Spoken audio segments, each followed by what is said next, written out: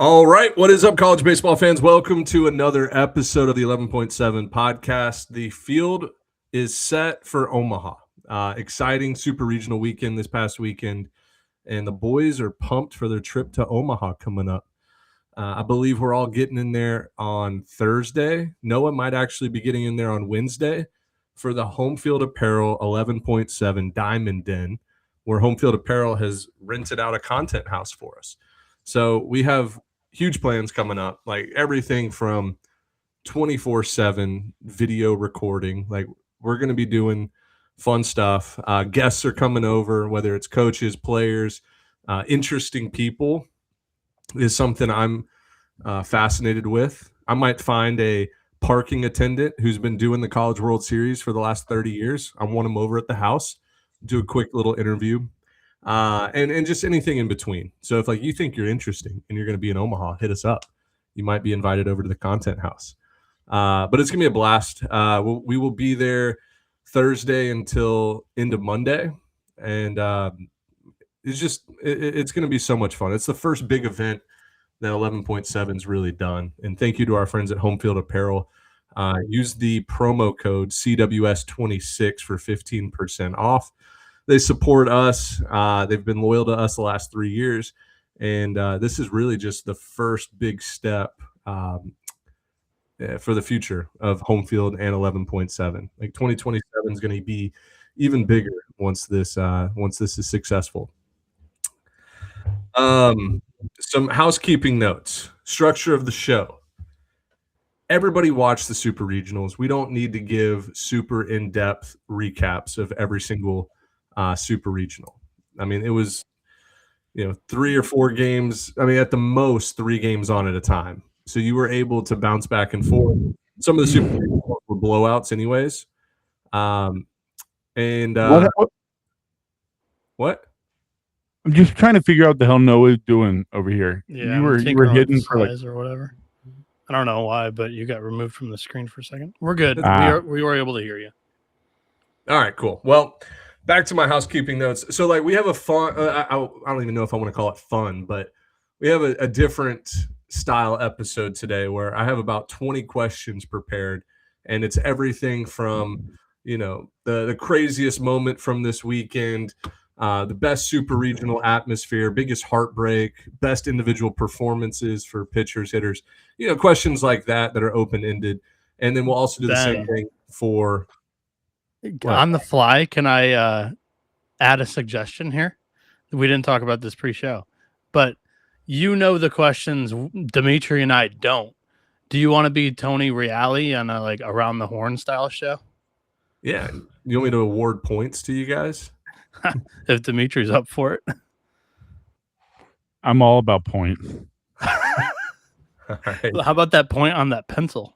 I do want to give my thoughts as well. I mean, I think that's unfair to me. Yeah, Tony Reale inputs his own thought. It's 11.7 collab right here. Bang. You guys keep cutting me off. I'm losing my train of thought. Sorry. Oh, some other big news. Like we're planning on doing like a media softball game at the College World Series that Thursday night when we first get in. So like we'll be collabing with some other college baseball media sites out there. Slow pitch softball. I'm gonna try not to kill you guys. I'm being dead serious, Noah. Like people are in danger because I'm gonna be swinging the bat hard. I know Dimitri will be too. Probably gonna put. Yeah, I mean I'm the 5-time. I'm 5-time player of the week. You're San Diego champion of the slow pitch softball. 5 times. Oh, come on. No way you missed my reference. Remember the Titan. Yo, don't take out my son. 5-time player of the week. 5-time player of the week. If you would have said it in that tone, I would have picked up on it. But I truly believed you were 5-time player of the week. No. It's from Yost. Yost is 5-time. My son is 5-time player of the week.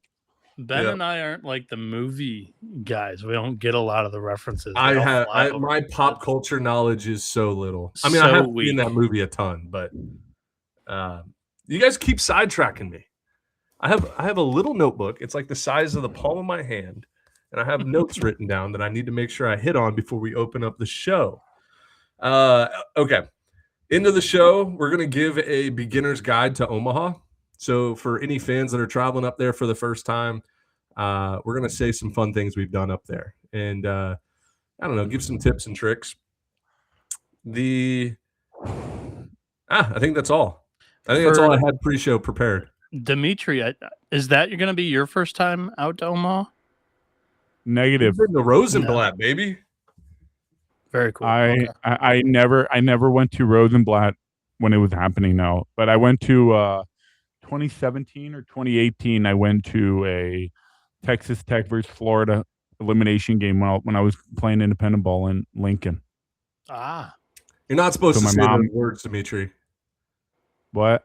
You can't be using the name Texas Tech right now. It's a hot topic in the college sports world. Yeah, dude, you're right. We got to cancel all future games with them. Can we bleep that out post show? Like, can we go back and bleep out Texas Tech?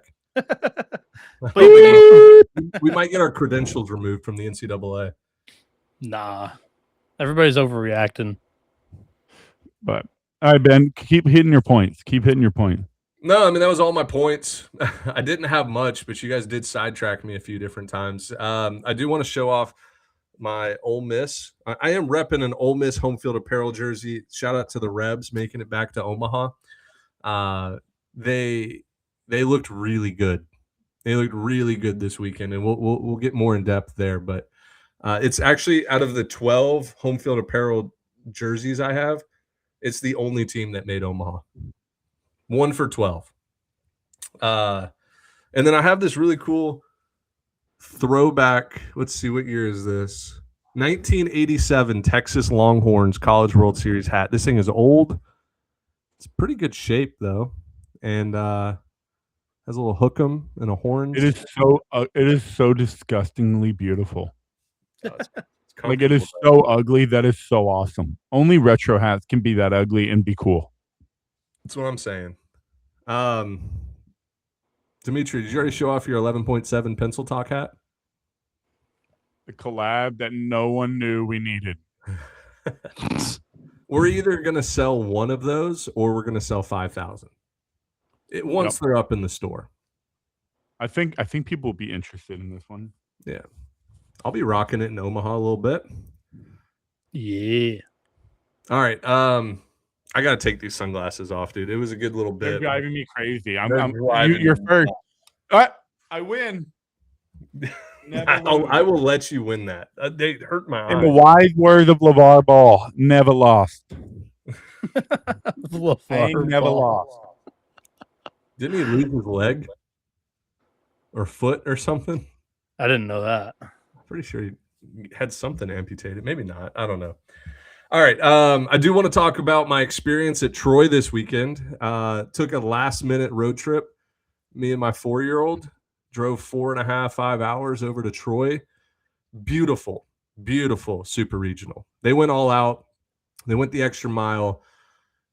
6,500 fans in a stadium that really only seats about 3,200, so double occupancy.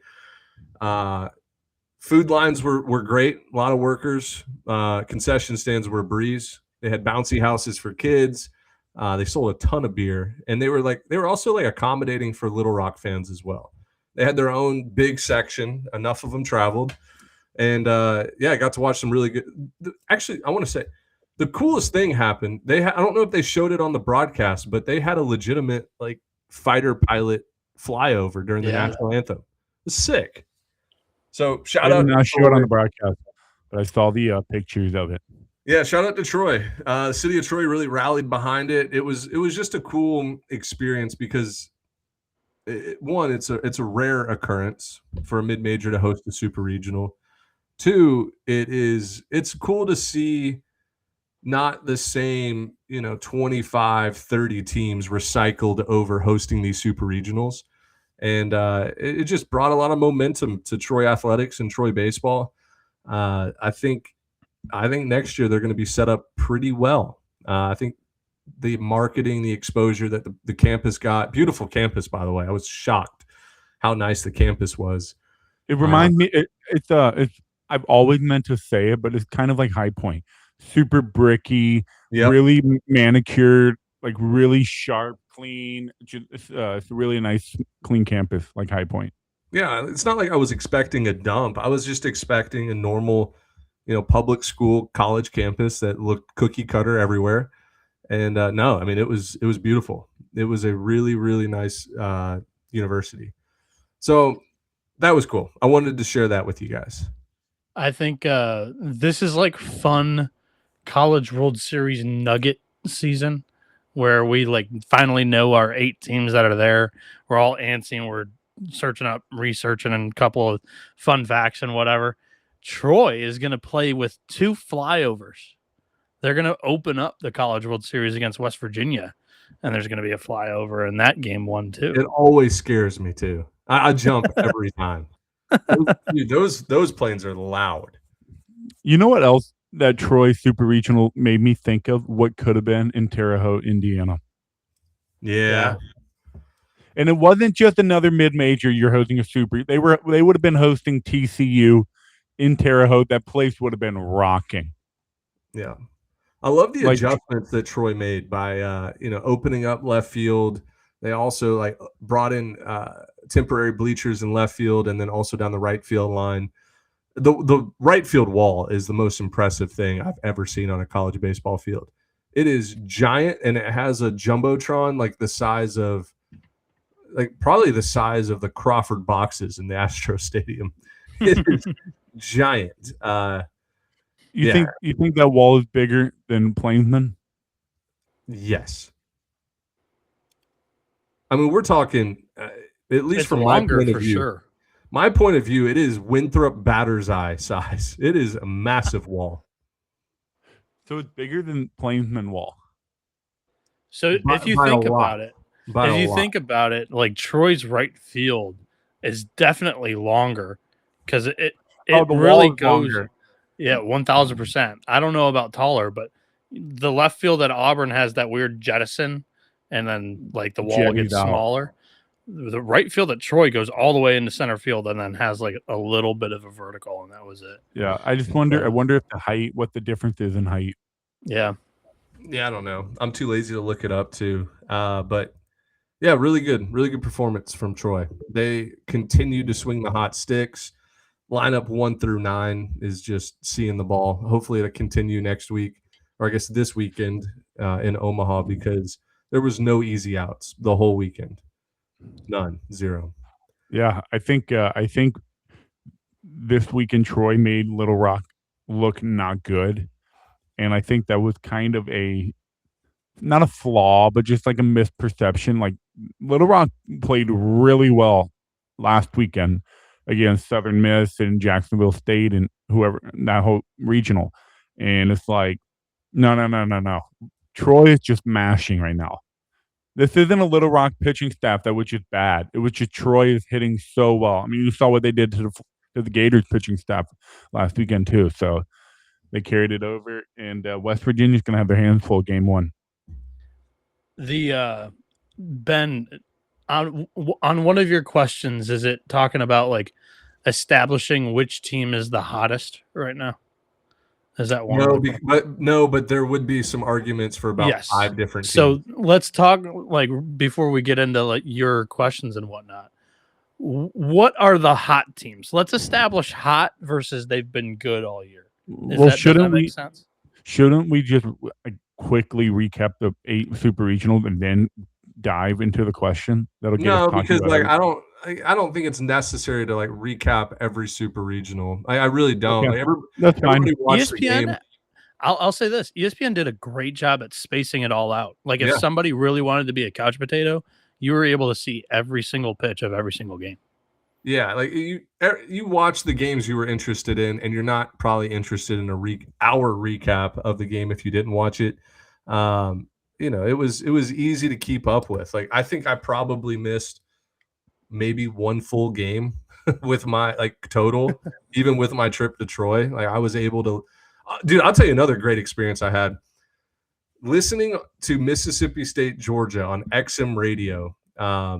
Was driving the back roads of Alabama back to where I live was incredible. The Mississippi State broadcast, they do a great job. The radio broadcast, highly entertaining. Those guys they sound like MLB broadcasters, and it was just the most soothing thing to be driving through the back roads of Alabama, listening to Mississippi State radio broadcasters talk about juiced baseballs and like how the ball is flying. It was perfect. Yeah. If you want to talk about that regional,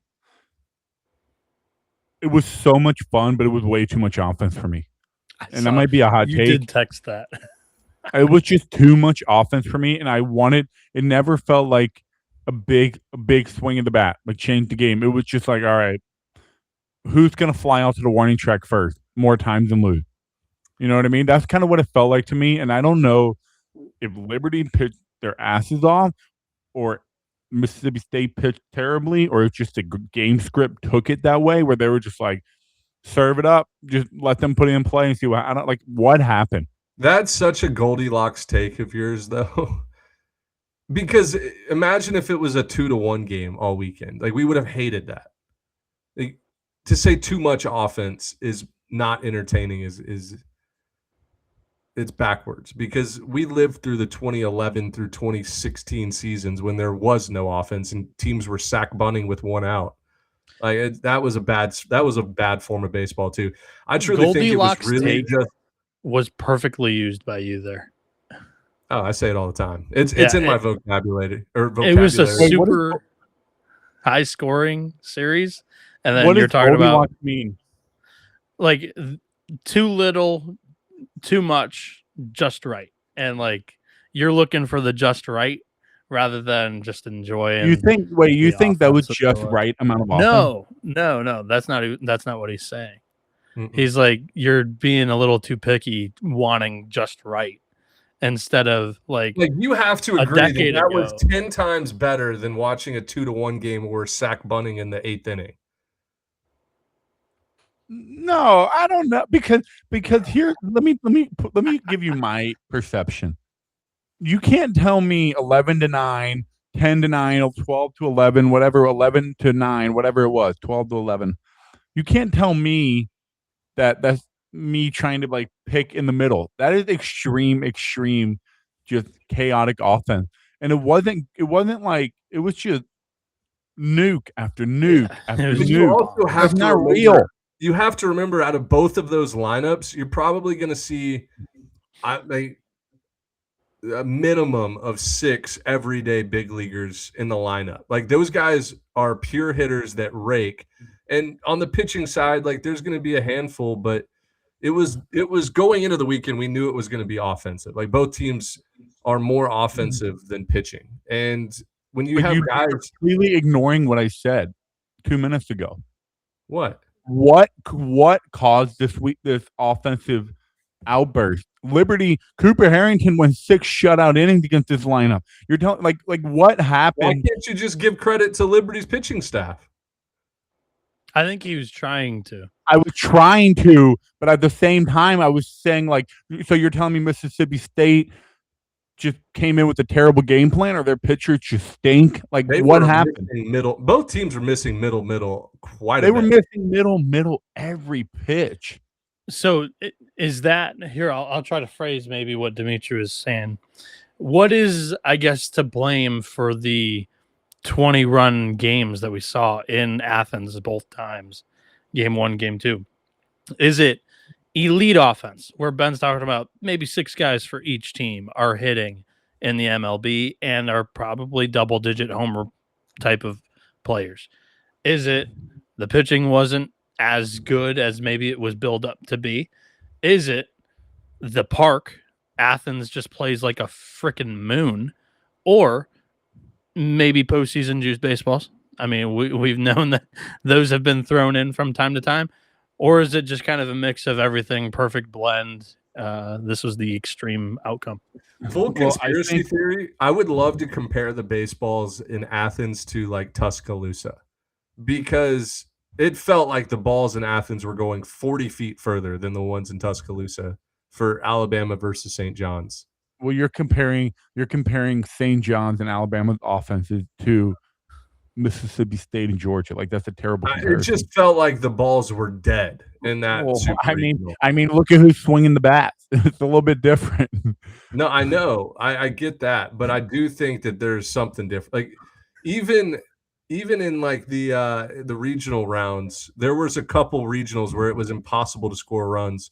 Meanwhile, like the Texas regional was having 20 homers. Yeah, Eugene, they couldn't score runs there.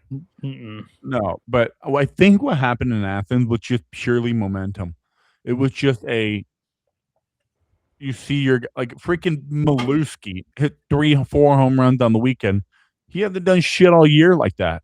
And he just comes out of nowhere, hits 4 bombs. Does Jacob Parker, does Ace Reese just say, oh shit, Maluski piecing balls up. All right, I'm going to go up there and hack. I want to get a nuke. And it was just turned into a game script where they're just like, I'm just going to hack. Let's just hack. Walk, strike out, or hit a bomb. What did you guys think? Sorry, go ahead. I was just going to say the discipline at the plate all weekend was also really good. They were just sitting up there waiting for their pitch. So it was a really bizarre construction of how those games happened because they were not just hacking. They were literally taking really good pitches, taking really good at-bats, and then just absolutely punishing the middle mistakes. You want to talk about bizarre? What did you guys think about Wes Johnson starting Joey Volchko and then going to Dylan Vignew in a tie game in like the 5th? I think Wes Johnson was literally saying, we need to win this in 2. Yeah. Also, we need to win this in 2. He brought Vignew in when it was a tie game, right? Yeah, it was tied, and then Vignew gave up 2 bombs. No, I know, but it was a tie game, and I imagine his thought process or the coaching staff's thought process was like, hey, we love our chances to win this game now that it's tied if we bring in our next best guy. It doesn't matter who it is. And like winning that game 1 statistically, you have like a 3 times better. Yeah, like a 3 times better chance to win the series. So winning game 1 is everything. Especially game 1 without Trey Phelps. Like that is a cherry on top. Yeah. Well, shout out to I wonder why they were able to survive without Trey Phelps. The O'Shag monster, freaking fed the freaking fed Cousins Hill. Just he is a great example of the depth of some of these SEC teams where he's only hitting 260, punching out a bunch. We can sit him and just put someone else in our lineup. He's hot now. We'll just plug him right back in. He'll go 3 for 5 with 3 bombs. Yeah, he's got 20 bombs and he's sitting on the bench. It's ridiculous. So yeah, I thought that was an extremely interesting move. And shout out North Carolina, just because you guys mentioned the percentage of winning the game 1. North Carolina was the one team that pulled off the reverse sweep and took the super regional games 2 and 3 to get the only super regional to go 3 games. Yep. That's crazy, right? 7 sweeps. 7 sweeps, 5 SEC teams win, and then you get North Carolina, who had that series was great too. I have a grandiose take. Complete game shutout game 2 was fabulous. You know what? I have a grandiose take. Go ahead. I think this weekend showed. I think the regional format is best for chaos. This best of 3 / just a weekend series, I think the talent should be able to rise to the top. But if you get a regional format where some of these 1 seeds are overthinking it and they're like, we need to save our number 1 so we can throw him on Saturday in the 1-0 game, and you get a Tallahassee regional where the 4 seed and the 3 seed knock off the 1 and 2 and chaos ensues, I think that best supports the mid-major. And then once we saw all the chaos in regional weekend, and then you kind of saw a lot of the favorites win this weekend. It's not even the 4 teams and the 1 seed and 2 seed. If you need 2 wins instead of 3, that 3rd win in college baseball on the weekend is massive. Not many teams, if hardly any teams at all, have a 1, 2, 3, and that number 3 is they're just as confident in. So that's the difference. That extra win on the weekend really makes it more difficult. That's why I think if you can get through regionals and you have a good pitching staff or a 1-2, you're in a good spot to go to Omaha. So it's just getting through regionals, and then the talent will rise to the top in super. Yeah, and I think this past weekend super regionals pretty chalky. I think this is a great example of why you don't touch the NCAA tournament and make it 32 hosts, best 2 out of 3. It's just the chaos and the entertainment value that the regionals bring is tenfold what a 2 out of 3, 32 hosts, like it's just there's too many moving parts. Plus, I think I want to give credit to like coaching staffs too. Normally, like the better team typically has a better coaching staff, and them only having to prepare for one team for 3 games and like have that same game script, they're going to win the series more times than not. You know, they can focus in on one team rather than 3 other teams. Yeah, but I think the biggest metric is needing that third win on a weekend.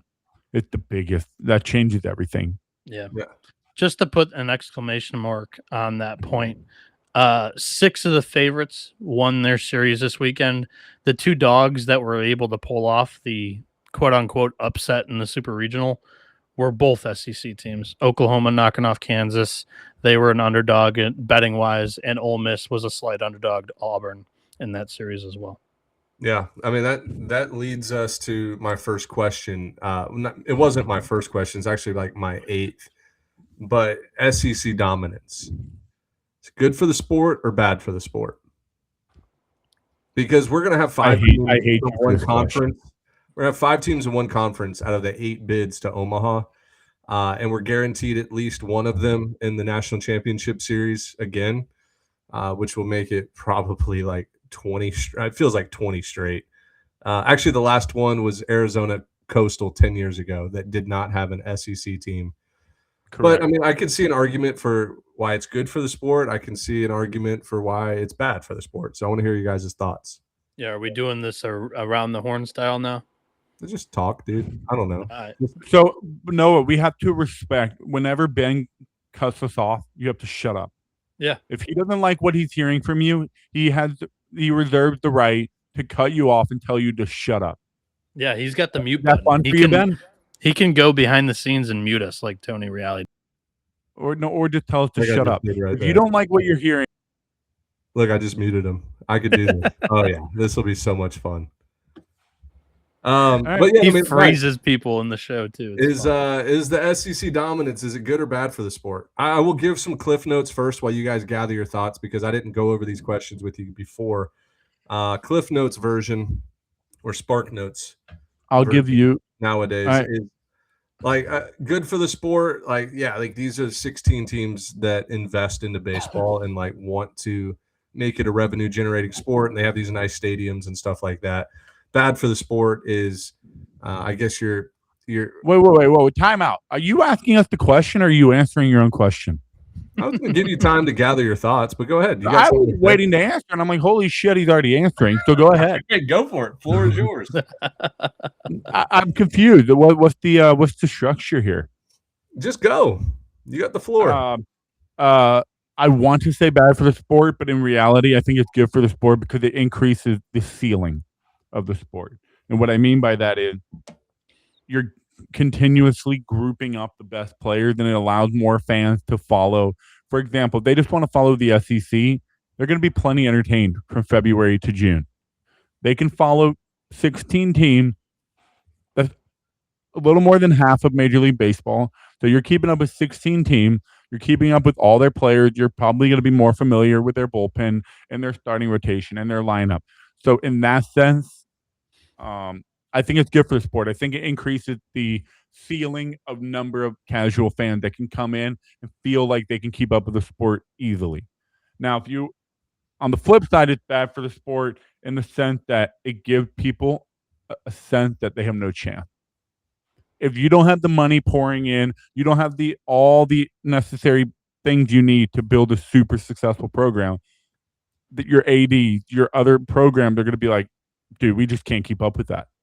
So they're not going to go all in on it. They might just say, hey, we need to keep it for Title IX. We'll just keep the baseball program around. We'll take a chance on a hire, whatever. But that is the floor, and I think it's bad for the floor, good for the ceiling. Very well said. Noah? So my overall statement, and I don't want to land in the middle. So what I'm going to end up doing is I'll say it's also good for the sport, and here's why. It's not a secluded NCAA tournament. It is not a BCS championship game where only 2 teams get into the national title game. It's not a 4-team playoff. It's not a 12-team playoff. Every league is represented in the NCAA tournament.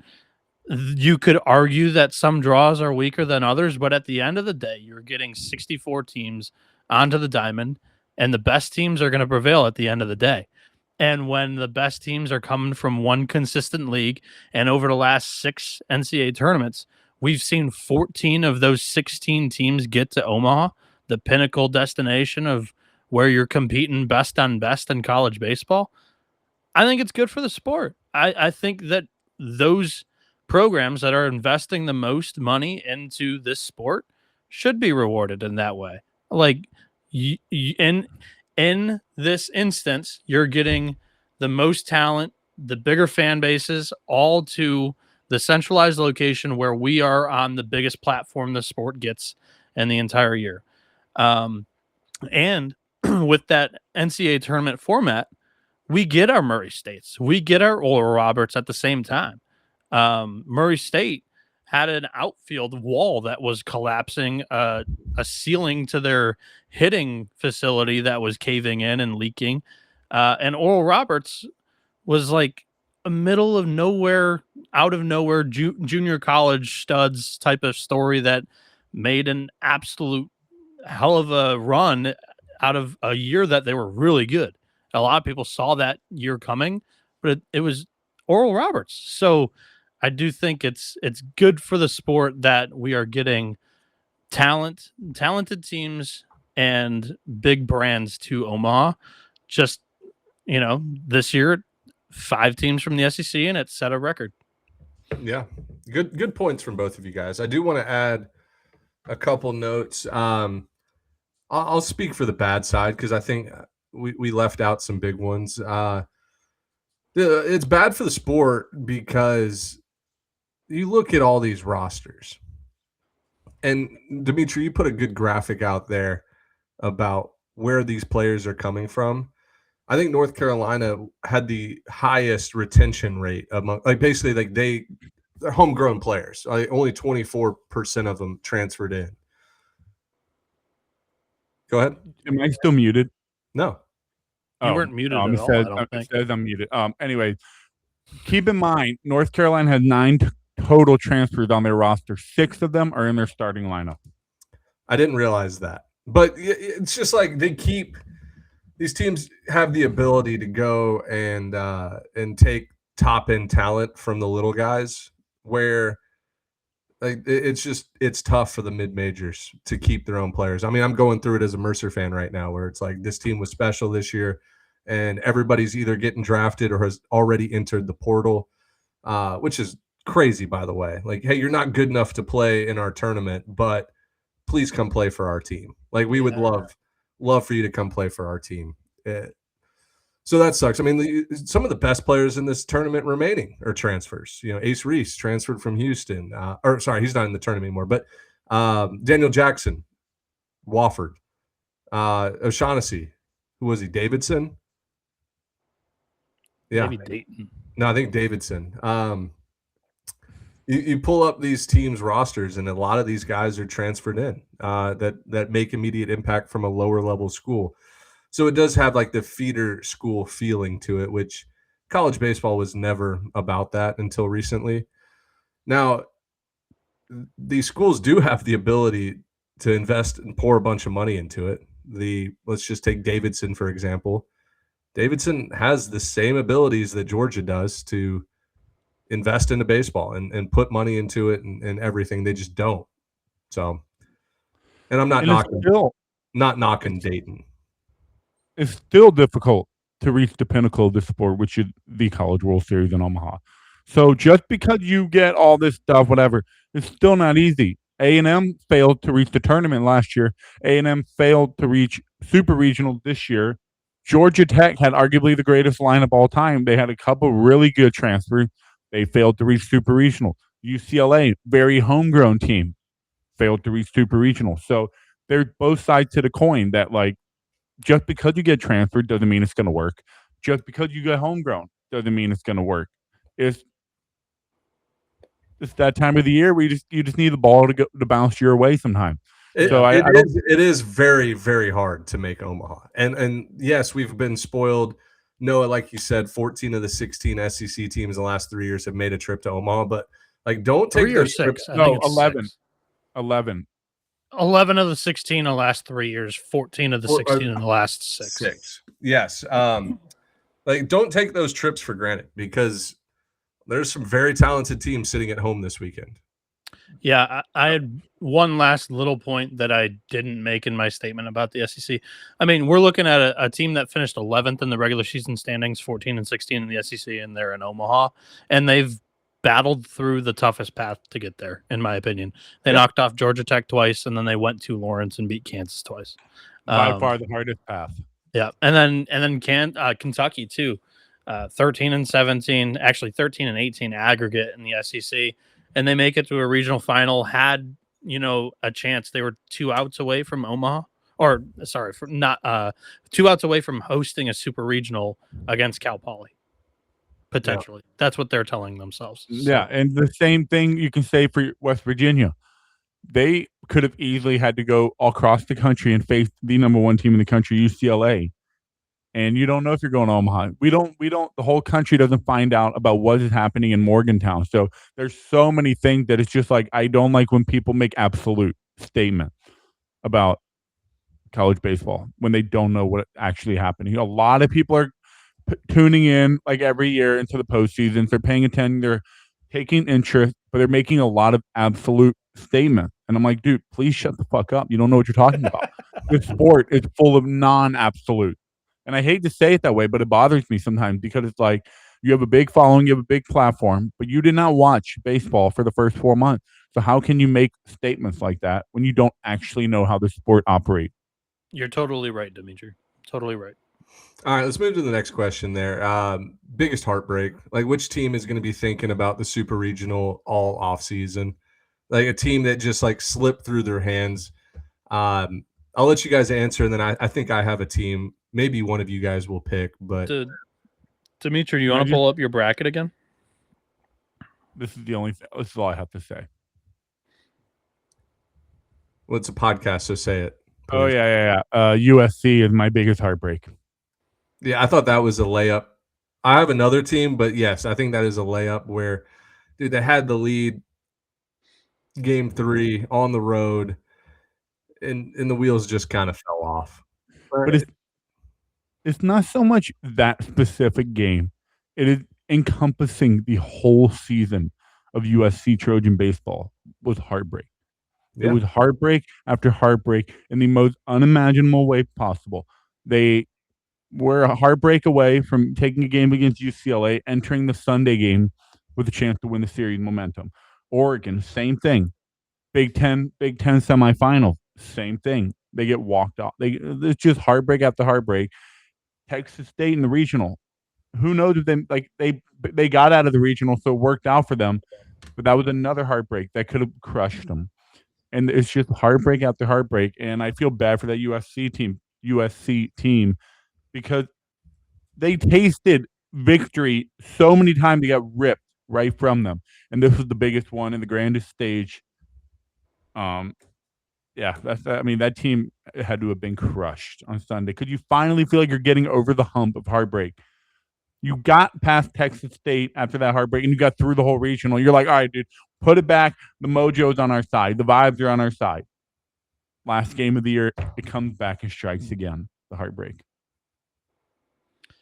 Ben, is this sticking to super regional teams, like biggest heartbreak of the super regional biggest teams? Heartbreak of the super regionals, correct. So if that's the case, my answer would be USC too. To create a different story or talk about a different story, I think you got to go Kansas. Just the fact that you came into this weekend as a 15th overall seed, first time ever hosting a regional, first time ever hosting a super regional, and you got the chance to do so because the absolute buzzsaw of Georgia Tech and their offense fell in the regional, and you get to host an old rival of yours in Oklahoma, and you have home field advantage. That place is absolutely on fire. And to be quite honest, the nicest way that I can put it is they just didn't show up to play. They got blitzed. Oklahoma is that hot team this year, and it's unfortunate because it looked like everything was working out for Kansas, and I do think that program's got tenfold of momentum right now, heading in the right direction, and hopefully they get to hold on to Dan Fitzgerald, their coach. But yeah, you just don't know how many super regionals you get to host as Kansas. I mean, this is the first time ever, so I don't know how often that opportunity comes around. Yeah. I'm actually surprised neither one of you guys picked this team. Maybe because it doesn't like jump at you off of the page, but the Oregon Ducks, man. I know they had a tough task in going to Austin and playing easily a top 3 team left playing. Like it was not an easy draw by any means, but this Oregon program, I believe now is 0-4 in super regionals. They've lost to Kent State at home. They've lost to Oral Roberts at home, Texas A&M on the road, and now Texas. Since Oregon has brought baseball back in like 2013-ish. I don't know the exact year, maybe 11. But my point is Oregon had the opportunities in front of them. Volandis didn't have his best stuff. No. Oregon was 0 for whatever with runners in scoring position game 1 on Saturday.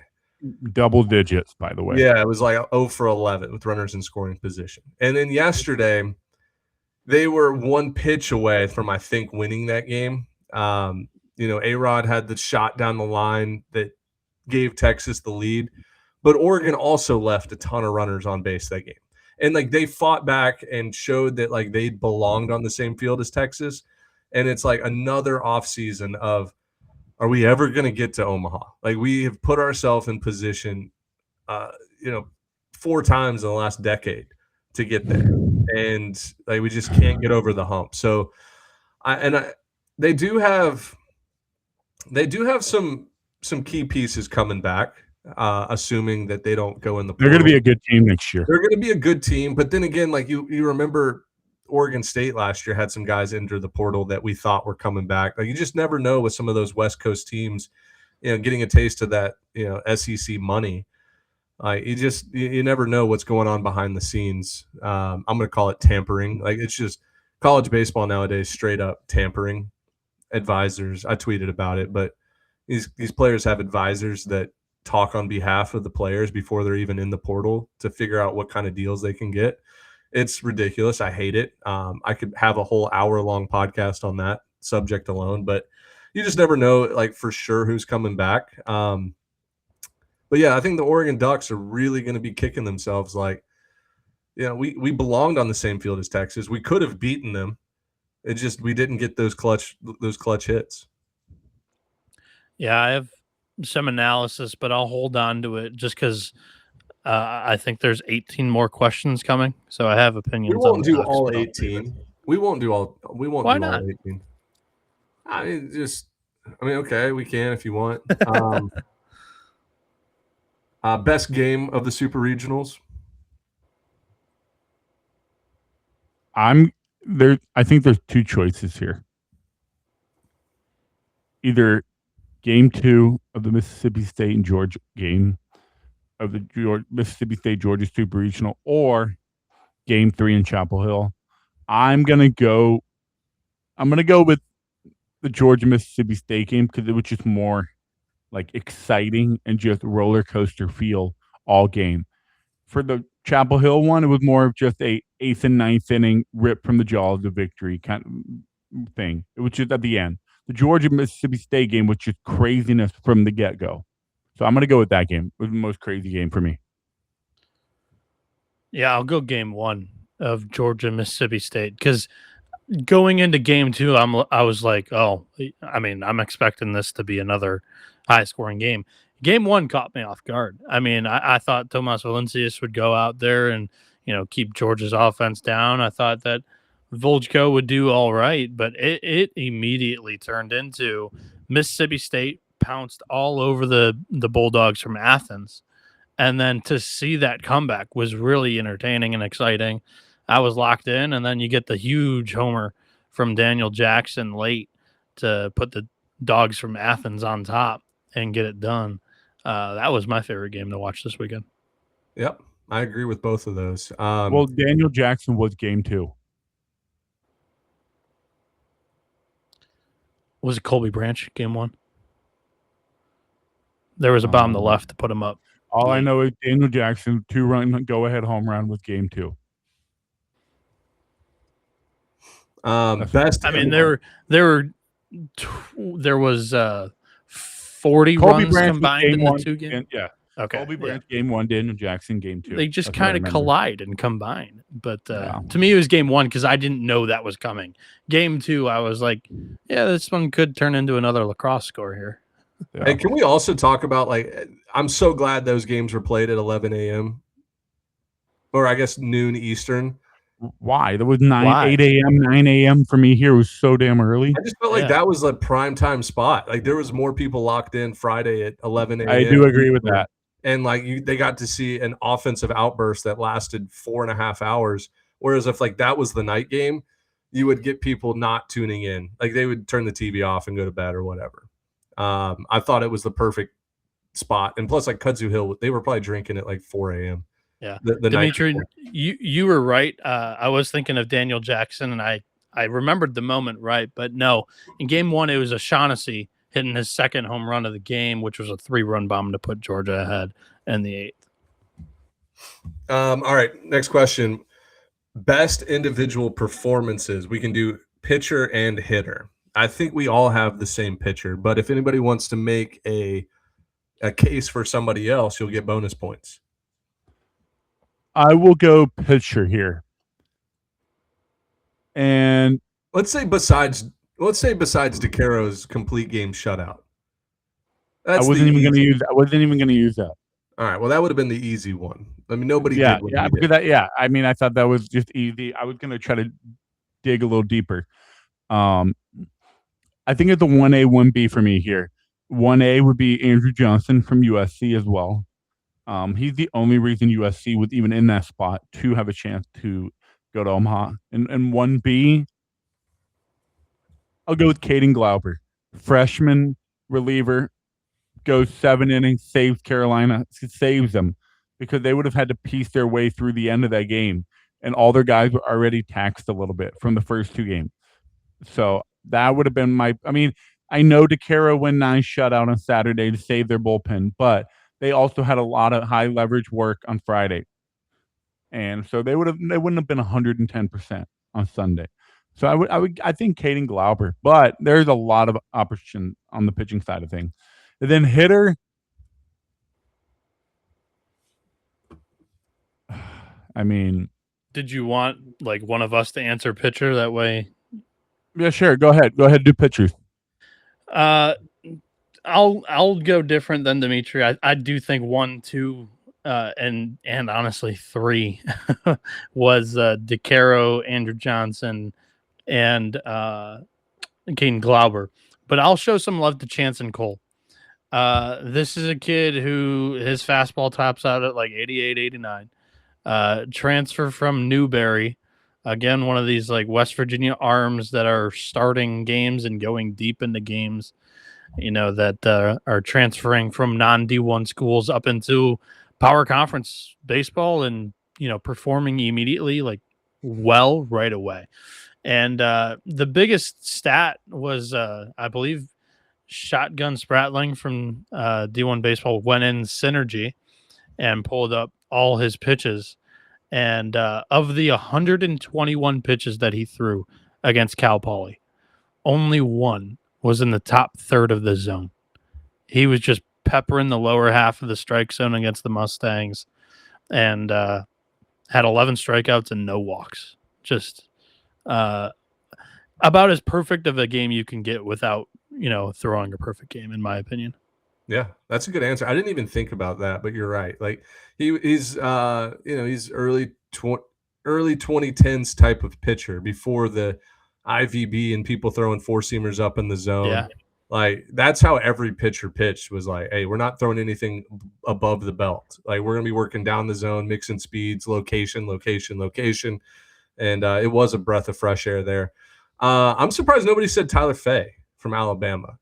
He was an absolute workhorse for him on Saturday night, game 1. Looked the part. He never got too high, never got too low. I think he ended up throwing like 120 pitches in 8 innings. But like he was somebody they could lean on. Like there weren't hard hit balls against him. That St. John's offense was blistering baseballs in Tallahassee the week before. And I think St. John's was like 0 for 7 with runners on base that game. Like he really limited the damage. He didn't ask the defense to do anything crazy. It was just pound the zone, and he got a lot of swing and misses. So Tyler Fay definitely deserves a shout out for his performance. And I'll give another honorable mention. Taylor Raby from Ole Miss. Yeah.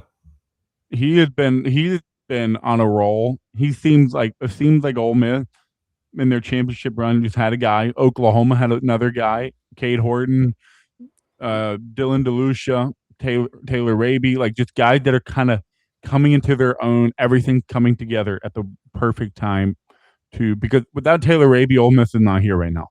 Yeah, I think it's Rabe, and post game it might be Rabe.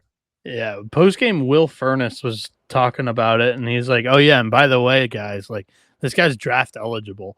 And then Mike Bianco gives Furness like the dirtiest stare, and he's like, "Hey, like keep it on the low. We want this guy back in Oxford next year."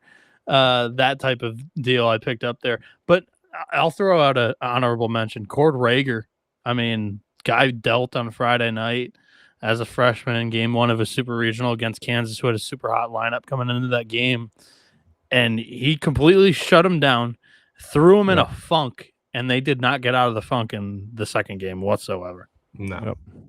Oklahoma's pitching was incredible this weekend. Like, it's hard Vandermeer Curious' breakout is happening before our eyes. Yeah. I'm excited about this Oklahoma team for next year, to be completely honest. Like, they're going to be real good. All right, hitter. Breakout hitter. Breakout hitter. I mean, or I guess you could just say like hitter performance. You can either do game or weekend. Owen Hull is one. Michael O'Shaughnessy is one. Aiden Robbins another. Dayton Taki. I mean, there's a lot of good. I was waiting for somebody to say Taki's name. Dayton Taki. Jay Bruce, or even the Bash Bros from Oxford. Tristan Becerra and Furness and Utermark. Yeah. Dude, West Virginia. I mean, celebrate.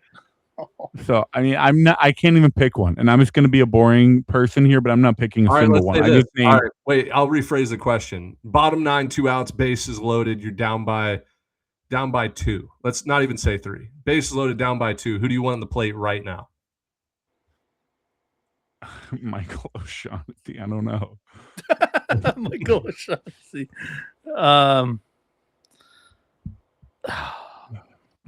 I don't know, man. Owen Hull seems like he comes up clutch every time lately. Jay Boroff has 2 grand slams in like the last 4 days or something crazy. Yeah, but you know what? The thing about Boroff is a lot of his weren't crunch time. They were just like exclamation point type. Yeah, that's a good point. Like they weren't like down 1, late crunch time. They were more like, here's the final KO punch. I think Owen Hull is the right answer. To throw out another name, Armani Guzman is so clutch for West Virginia. Oh yeah, He's turned into like one of my favorite players to watch. He's got a little bit of every facet to his game. he had a There's homer this speed weekend. there. Yeah, speed there. He hit his first home season. run of the season this weekend in the Super Regional. Yeah, he's a fun player for sure. All right, let's go next question here. Do I want to combine these two questions? I might. But all right, let's just do best super regional atmosphere. Like, which home stadium had the best atmosphere? Not necessarily the biggest, but just somebody that, I mean, you could probably eliminate Kansas. They never really got into it. Not their fault. Oklahoma took them out from like Yeah, like number one. so you really don't. You're deciding between 7. I mean, I even thought Auburn got swept, but their atmosphere was electric. I'm gonna go with Morgantown, West Virginia. Morgantown just absolutely buried Cal Poly 10 feet under. Yeah, alive. I kind of have a hot take. I thought Georgia's was just as crazy. Yeah, Georgia's was crazy. If you want to go down that road, I think Chapel Hill was really crazy too. It's just there was not a lot to cheer about, but when there was something to cheer about, it was loud there. Well, and then Troy, I didn't even think about Troy. Troy's atmosphere, I got to feel with my own blood. It was popping. One of the better sporting events. But was it that loud? Like where you feel like you're in it? It was. Dude, the way their stadium is built, it like, you know how like some stadiums will have like covers the canopy. Yeah, canopy. Dude, it's like it's got the Washington Huskies football feel to it that it like echoes in there. Like it's built with concrete up and over, so the sound just radiates back and forth. It was very loud. And then they've got a big old concrete football stadium right there that I'm sure sound bounces off of. And you got the giant wall in right field that the sound bounces off of. Like it was a loud atmosphere. So I'll go Troy. I'm going to go with West Virginia. I'll go with West Virginia. It was the most unique, cool atmosphere. Yep. My answer is WV as well. Only because like they've had an AI photo roaming around the last handful of years of what they're calling now Randy's Ridge, where Randy Mazie was standing over like no ball field whatsoever, but that's where he pictured the stadium to be, and they built on that land in that area. Wait, that picture's AI? There's no. There's AI photos of just fans decked in yellow or gold, whatever they prefer it to be called, on the ridge. And it was like, yeah, but are our fans going to actually sit on this steep ridge that's at like a 10-degree vertical angle going down? And like throughout the regional, there were people kind of at the edge at the very top. Game 1, they were daring enough to try to sit on it. Game 2, there were people sawing legs off of lawn chairs and couches to angle it onto Randy's Ridge so they could sit and like lean up against it. And they endured 70-mile-an-hour winds on Saturday around game time there.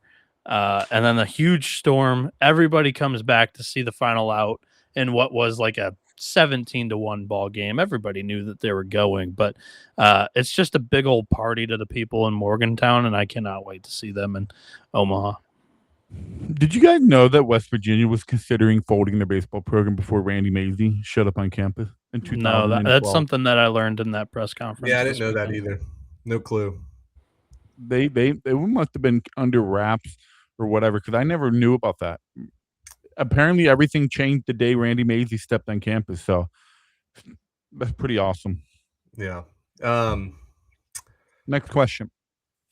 Yeah, all right. This one, I wanted to kind of like centralize and focus.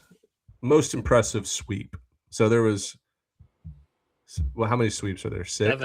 7? 7 sweeps. So which one was like the most impressive, as in like, wow, they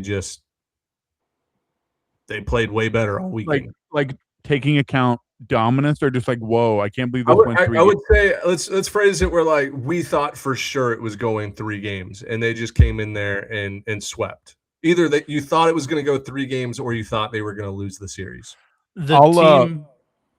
I'll say this: Georgia and Mississippi State was my most surprising sweep but Oklahoma's shellacking of Kansas was like, wow, they just dominated them. Like I did not see that coming. The team that like impressed me the most and changed my stance on how dangerous they currently are was Oklahoma. Just the fact that they pantsed Kansas twice in lit atmospheres. Lit atmospheres. They just cranked went their in hog. there. Yeah. They cranked And- their own hogs all over that ballpark. Yeah. They Nobody's walked in. Nobody's saying Ole and Miss here. what? Oh, you froze for a little bit. I thought you were frozen, so I stepped in. Go ahead. I didn't hear you, so maybe it was my connection. Where was I going? They didn't allow the crowd to play a factor whatsoever. Second inning or third inning, like very early in those games, they seized control of the game script, and it was over. I mean, they were both blowouts, no shows, nothing. Oklahoma was dominant. And I'll add to this. And the reason why I wasn't so surprised about Ole Miss winning in Auburn was because of how well they played in Lincoln. Yeah. It was more like my perception of Ole Miss changed in those days in the regional weekend. So when I saw them beating Auburn twice, I wasn't surprised. You know what I mean? I was more surprised because I thought Auburn was like almost destined to win the College World Series. Like losing that first game to Milwaukee and then coming all the way back through the losers bracket and then getting to host a super regional against a team they played well earlier in the year. I was like, I'm all in on Auburn. I could see them. Hold on. But you got to remember, Auburn just went from facing Milwaukee 3 times last weekend to facing Hunter Elliott and Taylor Rabe. So the level of competition. Yeah, I mean Walker Hooks, Calhoun. I think Walker Hooks could go into a MLB bullpen today and be very successful. Possibly. But yeah, I think Auburn had to raise their level of competition, increased significantly, playing Milwaukee 3 times last weekend, and now they had to face a really red hot and good Ole Miss team. It's hard to do that. Same thing with Oklahoma. They came off of beating Georgia Tech on the road twice.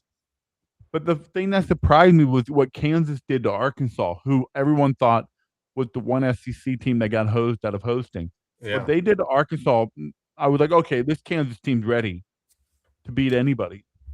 But Oklahoma's just hotter, I guess. Yeah. I guess on the Ole Miss thing, first off on Hooks, I didn't even think he was that great this weekend, personally.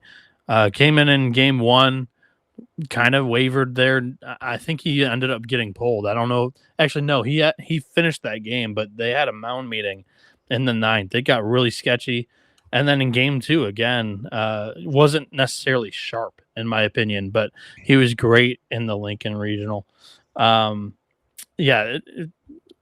Ole Miss to go into record crowds at Plainsman, and they came up with the clutch hitting when Auburn didn't. They had multiple 2-out RBIs through those 2 games. The one move that I thought was huge for the Rebs was Braden Randall started in the outfield in both games this weekend. And I think he adds an element of contact that the lineup doesn't have 1 through 9. And you saw 2 strike, 2 out RBI knocks out of Randall in game 1. And then I think he was on base for another run scored in game 2 or something like that. But he contributed a lot to both wins. And I thought that was a huge move for them to just be able to put another bat into that lineup. That makes a lot of sense. So yeah. Yeah, no, I agree with that. I'm trying to look something up real fast, but all right, never mind. I'll find it later. Let's go back to the questions. Last one about like super regional weekend before we do some Omaha preview questions. Okay. Which fan base is feeling the best right now? Like which fan base is showing up to Omaha being like, we got this?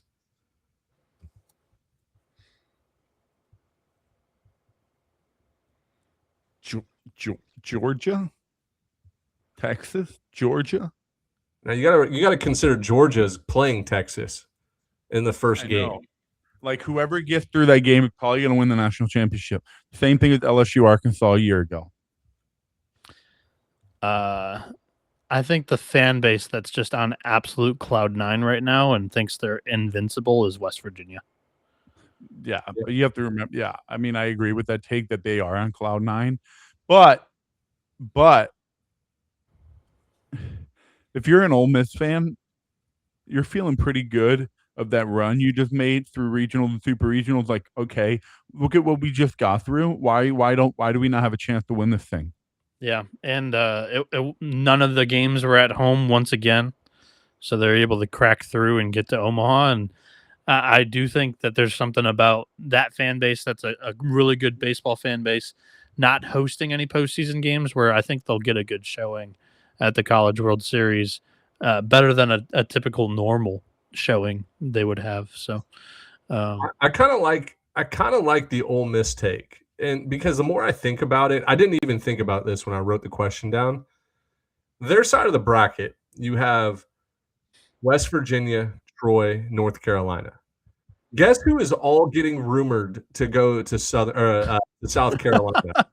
That's hilarious. Coaches right now. Oh, you're right. All three coaches.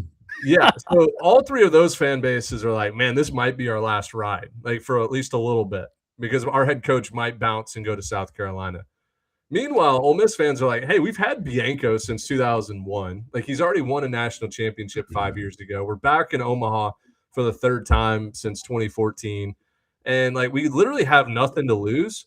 And, like, if we get past North Carolina in game one, like, I think they would like their chances against the Troy, West Virginia winner, just on paper and, like, principle of, like, hey, we're SEC, that's Sun Belt and Big 12.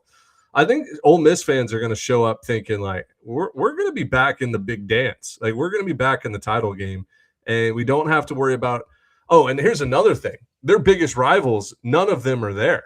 Mississippi State, LSU, Southern Miss, not in the tournament. Arkansas. Like Ole Miss is feeling good. Cuz on the right side of the bracket, does Ole Miss really care about Oklahoma, Alabama, Texas or Georgia fans? Not in maybe Georgia. But I still don't even think Georgia moves the needle for them.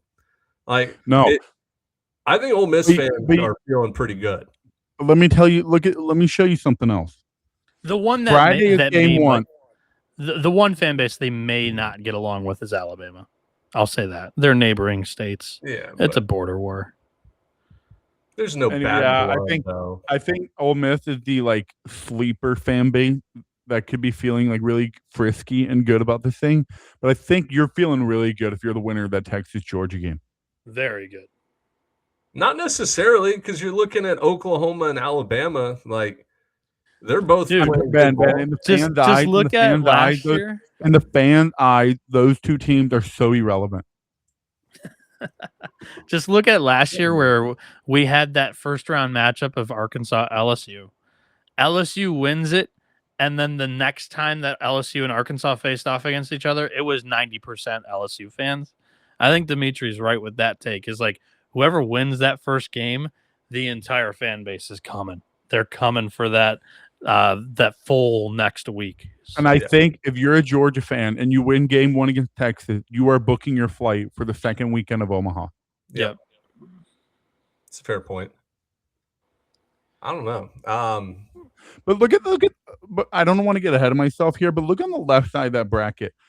It favors Ole Miss so much because they play Friday, day off, Sunday, and you play the winner of West Virginia, Troy. Okay, then your bracket final is 2 days off, and then you play Wednesday. Ole Miss can literally throw Hunter Elliott, K. Townsend, game one, mix in a Calhoun, Walker Hooks, whoever, and then you get a day off, and then you can go Taylor Rabe, mix in your bullpen again, and then you have 2 days off, and Townsend can start that game, like that Wednesday bracket final game. Yeah, you're right. I don't think it should only be singled out. Ole Miss is feeling good about that. All four of those teams have the good draw. I would say it favors North Carolina more than anybody. It favors West Virginia too. I mean, that was the best pitching staff in the Big 12. North Carolina was the best pitching staff in the ACC. Well, the reason why I'm saying Ole Miss because West Virginia had a really, really good 1-2 punch. North Carolina had a really good 1-2 punch. Ole Miss is number 3 starter right now. The guy that throws 96 to 98 in K. Townsend. That's their number 3 guy right now. Think about North Carolina, who I feel like has only used 4 pitchers this whole tournament. McDuffie, Glauber, Matt. Oh no, 5 or 6 because you've got DeCara, you've got Lynch, you've got Glauber, Folger. you've got McDuffie, you've got Mathis, and you've Folger, got one more. Boaz. Yeah, but they could, in theory, just use those top 4 arms to get into the semifinals ultimately. Yeah, the same thing on the left side. Texas Georgia matchup could be your Carolina Ole Miss matchup. Honestly, on the left like side. if we're gonna take it a step further, like Troy really only trusts about 4 or 5 pitchers. Like Troy's got to be feeling good. Yeah, I just don't trust Troy's pitching enough against these elite offenses. First time in Omaha, Florida. You get starstruck.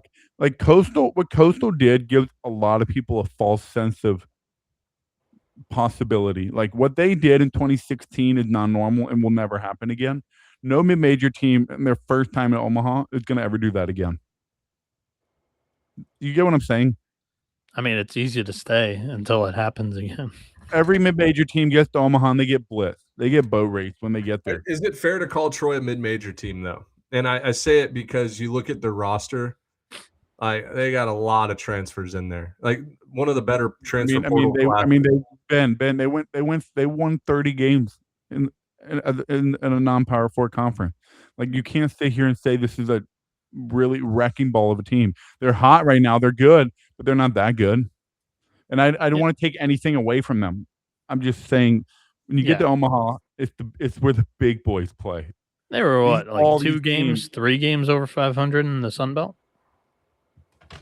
True. Like I'm just trying to make sure we keep the big picture in them rather than just the last 5, 6, 7 games.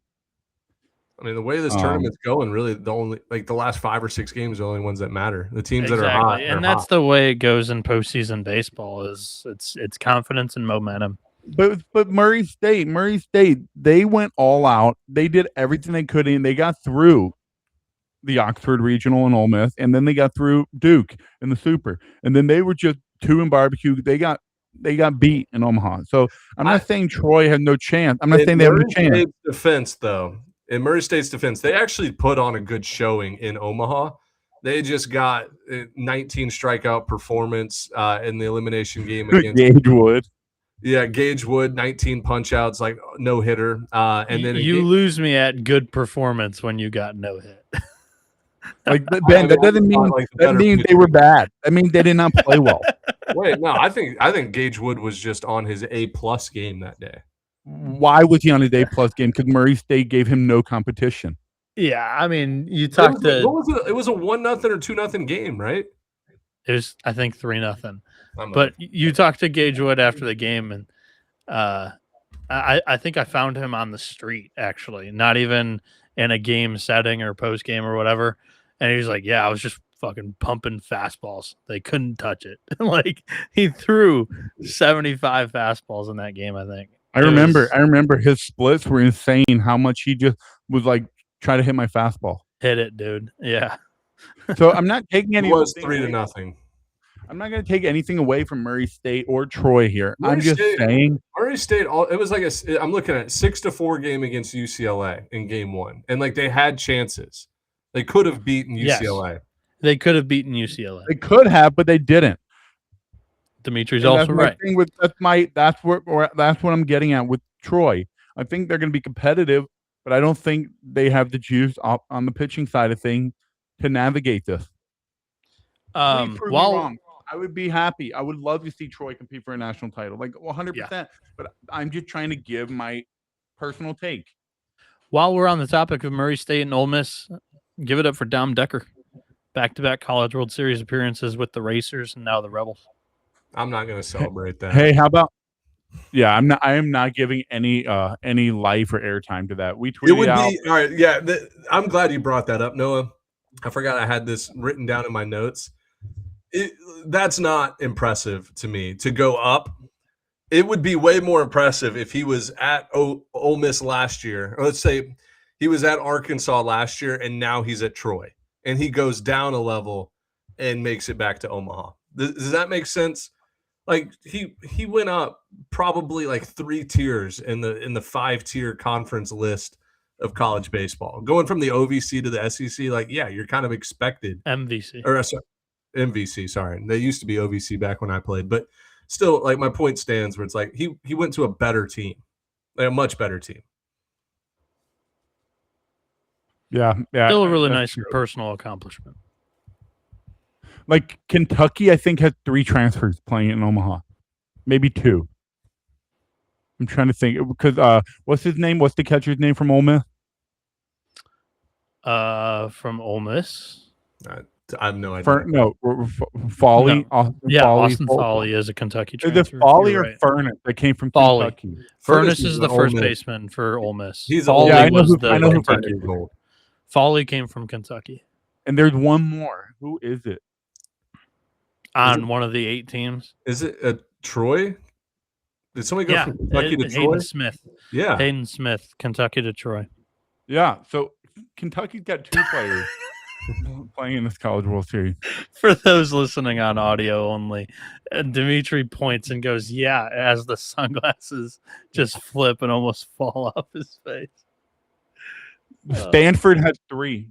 Mascot, Joey Volchko, and Temo Becerra. Dude, Western Temo was Kentucky, huge this weekend. Yeah. Western Kentucky has 3. Cal Hagen, Lucas Literal, and Blake Cavill. Georgia State had 3. Brennan Hudson, Michael McGinnis, and Colin Heineck. Baylor had 3. Colby Branch, Caleb Jameson, and Cody Howard. LSU had 3. Brady Neal, Cameron Johnson, and Ashton Larson. Thank Really you cool to nuggets. my little AI chat box that I built. I just asked and it gave it to me. All right. Let's go to some our College World Series preview, just like open-ended topics, very similar questions. Here, I'll get my Ducks take off then if we're moving on from the super regional teams. Okay. Ducks, I mean, game 2 was a lot better of a showing than game 1, but game 2, when it came to crunch time, I think that's what really exposed your Big Ten versus the SEC. We were talking about it in our group chat. Oregon goes to one of their best relievers, and he's physically timid on the mound. Could not Devin Bell? Sorry, Devin Bell. Yeah.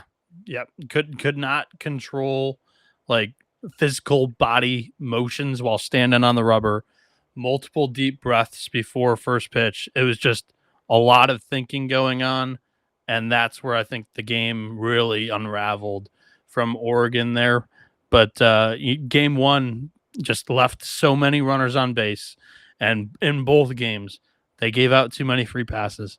That was the X factor of the series for me, is the free passes from Oregon's pitching staff, when that hasn't been the case all year long. And I do think that a lot of people give Texas's crowd some shit because they can be not as rowdy because they've been there, done that. This year they played a true factor in that series win. Super regional. Yeah, I was really disappointed in Oregon's pitching. I hyped them up in our preview last week. I thought this was a difference maker. If Oregon was going to win the series, their pitching was going to be the reason why. They walked, I think, 17 guys in 17 innings or something. Yeah. You're not getting that type of atmosphere going on the road to Piscataway, New Jersey, or no Rutgers. There's no Rutgers slander on this pod. No. Yeah. Why the hell did Piscataway come in? I mean, I'm just saying, you get road teams from the SEC that go into Lawrence, go into Auburn, and pull off those wins. Oregon was within reach, and it kind of slipped through the grasp, and I thought it was very visible. That was one of the differences for sure. Not used to that road environment. Guys, before we move on, I just want to make fun of ESPN here. The worldwide leader in sports. You want to see, this is their graphic to announce the 8 Omaha team. Just a fucking blurry ass background and go, the field is set, and just slap some logos on there. At least, and that's an actual graphic designer making that, right? That's not just the AI prompt that some of these accounts are using now. Well, it's just a basic, it's a lame graphic that takes Some no of the- no effort. Some of Takes the no effort. AI graphics you're seeing right You now can with see like the same text, the same design look, it's lazy. Yeah, It is. not good. Not good. All right, let's do some College World Series preview topics. First question: best opening round matchup, other than Texas Georgia. Oh, come on! I mean, there's Ole only Miss. 4 matchups here. Ole Miss, North Carolina. Give me that Ryan Lynch, Jason DeCaro. I'm not sure who's going to go game 1 there versus Hunter Elliott. Who's been there, done that? Yeah, that's the answer. It's won a national championship. Which Omaha newcomer do you like the best? By the way, was DeCaro a vital part of the 24 team as a freshman? I can't Yes. remember. He was, Yes. right? Knapp had Tommy John. Folger Boaz went down with injury, and he was their Sunday guy going into the year, and he stepped into the DeCaro Friday was- role mid-season. I remember now. He's been there Friday guy for like 3 years. 2.5, yeah. When I wrote this question, I meant which Omaha newcomer since 2008, because I think that would be 4 of them: Georgia, West Virginia, Troy, and Alabama. Which one of those 4 do you like the best? West Virginia. You like their path the best? Yes. Basically, like who's going to end up in the championship game? Georgia versus North Carolina.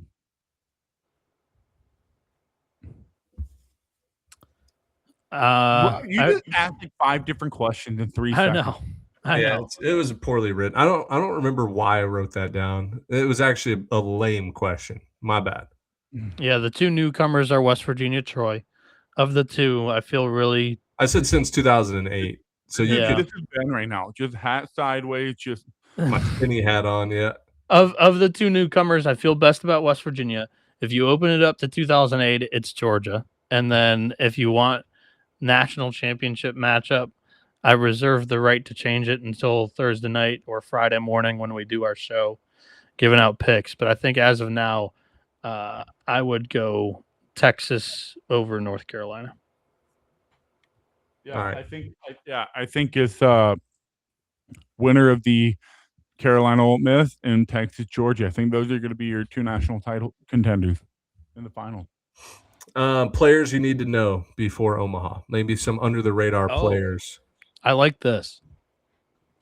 I like this one. Is Dayton Taki under the radar anymore? Not anymore, dude. Is Jay Boroff under the radar anymore? No. O'Shaughnessy, is he under the radar anymore? I would say no. Is Jose Torres from Alabama under the radar anymore? I would say him more so than the rest. Yeah. I would accept that answer. Former Miami transfer. He could be an under the radar guy for Alabama. So under the radar guy, I'm going to rip mine for all 8 teams, I think. That's going to be my approach. Yeah, there we go. I like that. All Fire right. it off. West Virginia, it is Ben Lumsden. He's had a hit in every NCAA tournament game so far, and he's batting 8th. Dimitri, I meant to ask you this. Wasn't there a Ben Lumsden on Mercer's team when you played? Literally, yeah, in my class. His name was Ben Lumsden. In my graduating class. And he was one of our relievers. He was my roommate our sophomore year. Yeah, Ben Lumsden. And we called him Big Lumpy. Big Lumpy. Big Lump. For Troy, give me Zach Crotchfelt. I think he's one of, if not the most important arm out of that bullpen as like a lefty bulk inning reliever that can also come in and leverage innings. For North Carolina, this one is the toughest, but I'll go Kylan Hynek, the catcher who manages the pitching staff, but also has some sneaky power. I won't even call it sneaky pop. It's power in that bat. He hit home runs left and right at Georgia State. And it hasn't been as much in bunches with the Tar Heels, but he's damn good. Can I add? So far, I've agreed with every one of your picks. I just want to add one for Ole Miss. Go And ahead. you can go one or two ways. You can go Paulson, Eric Paulson, and Macon Winslow. I don't know if he's under the radar, star. but Paulson is under the radar. No, Paulson's the star, and I think Winslow's under the radar. You think so? Yeah, Paulson just had an Winslow's ESPN. more. All right, that's fine. Either one, but yeah, one of those would be my other pick besides Heinrich. Paulson just had an ESPN feature story on him. So I don't think you can call him under the radar. Wait, I missed that. What do you mean ESPN feature? Yeah, ESPN came out with like 4 different features within the last week. They did a feature on Daniel Jackson, on the Rhino nickname, and kind of just Georgia in general. I saw that. They did one on Texas's coaching staff, Max Weiner and Troy Tulowitzki. They did one on North Carolina with Eric Paulson. And they did one on, there was a 4th in there that I'm not remembering currently. I missed those. Anyway, continue. You can find them on ESPN's YouTube channel. Ole Miss. Let's do for Ole Miss. Can I help you here? Go ahead. I would go Hayden Federico here. Good choice, because all of mine, I think, have bursted out of their under the radar bubble. Good choice. He seems like an X factor, but he's not the first name you think of when you think of that Ole Miss lineup. You think of Becerra, you think of Utermark, you think of Furness, you think of so many other guys. And I think Federico is like their X factor in that lineup. When he gets going, the rest of that lineup really gets going. Where does he hit in the lineup? Like 7? Is it 7? No, he's like middle? 6, like somewhere I think. 5th or 7th, somewhere in between there. All right.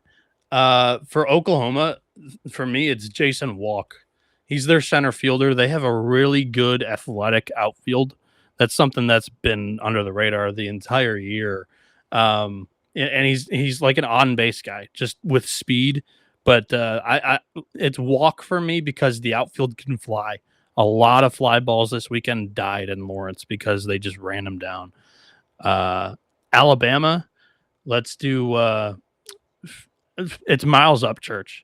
I don't know if he's been on the limelight enough. He's the Sunday starter for Alabama. You saw him, I think, against Oklahoma State in that regional. You didn't see him against super regional, so that's why I think he qualifies under the radar. This is explosive ace type stuff. He'll be their Friday night starter next year, and he could break out in Omaha if he gets the opportunity. For Texas, let's do Casey Borba. Borba, as Borba Really goes, Texas goes. Yeah. When Borba's hitting bombs, they're winning games. That's bottom line. And he's kind of like a middle of the order cog to that lineup that is a little overlooked because he's definitely a forgotten piece in that lineup. Mm-hmm. Mm-hmm. And then for Georgia, it's got to be a bullpen arm. I think Caden Aoki's been like our guy. We talk about him a ton. Let's go with, because the bullpen's been really good. I don't know. Dimitri, you have a nomination out of the bullpen there for Georgia? For Georgia? Yeah. Rylan Lujo. Okay. I think Rylan Lujo, because most of their lineup, I think, is pretty well known by everybody. I mean, that's why I was looking. Ryan Lujo or Ryan Wynn, maybe, because Trey Phelps, everyone knows. Ryan Black, maybe that could be another dark horse, but Daniel Jackson, everyone knows. O'Shaughnessy, everyone knows. Colby Branch, everyone knows. Ishikawa, everyone knows. Yeah, and obviously the rest of them. But I think Ryan Wynn, Trey Black, or Rylan Lujo, one of those 3 would be your under the radar guys that can make an impact. Yeah, I looked up Georgia's bullpen because I was blanking for a second.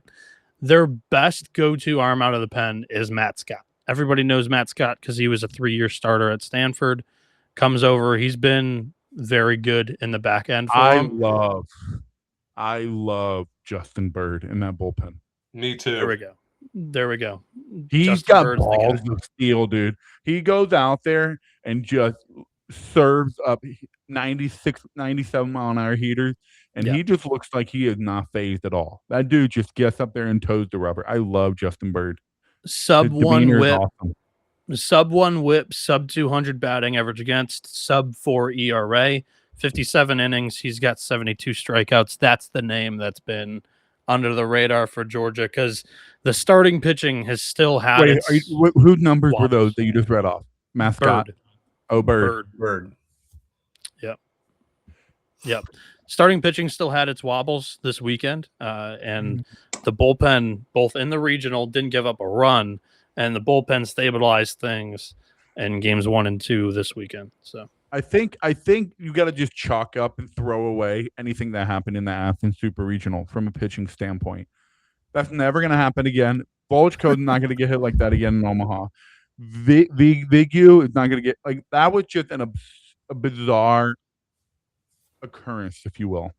I think Volchko is batting practice. He lives too much in the zone.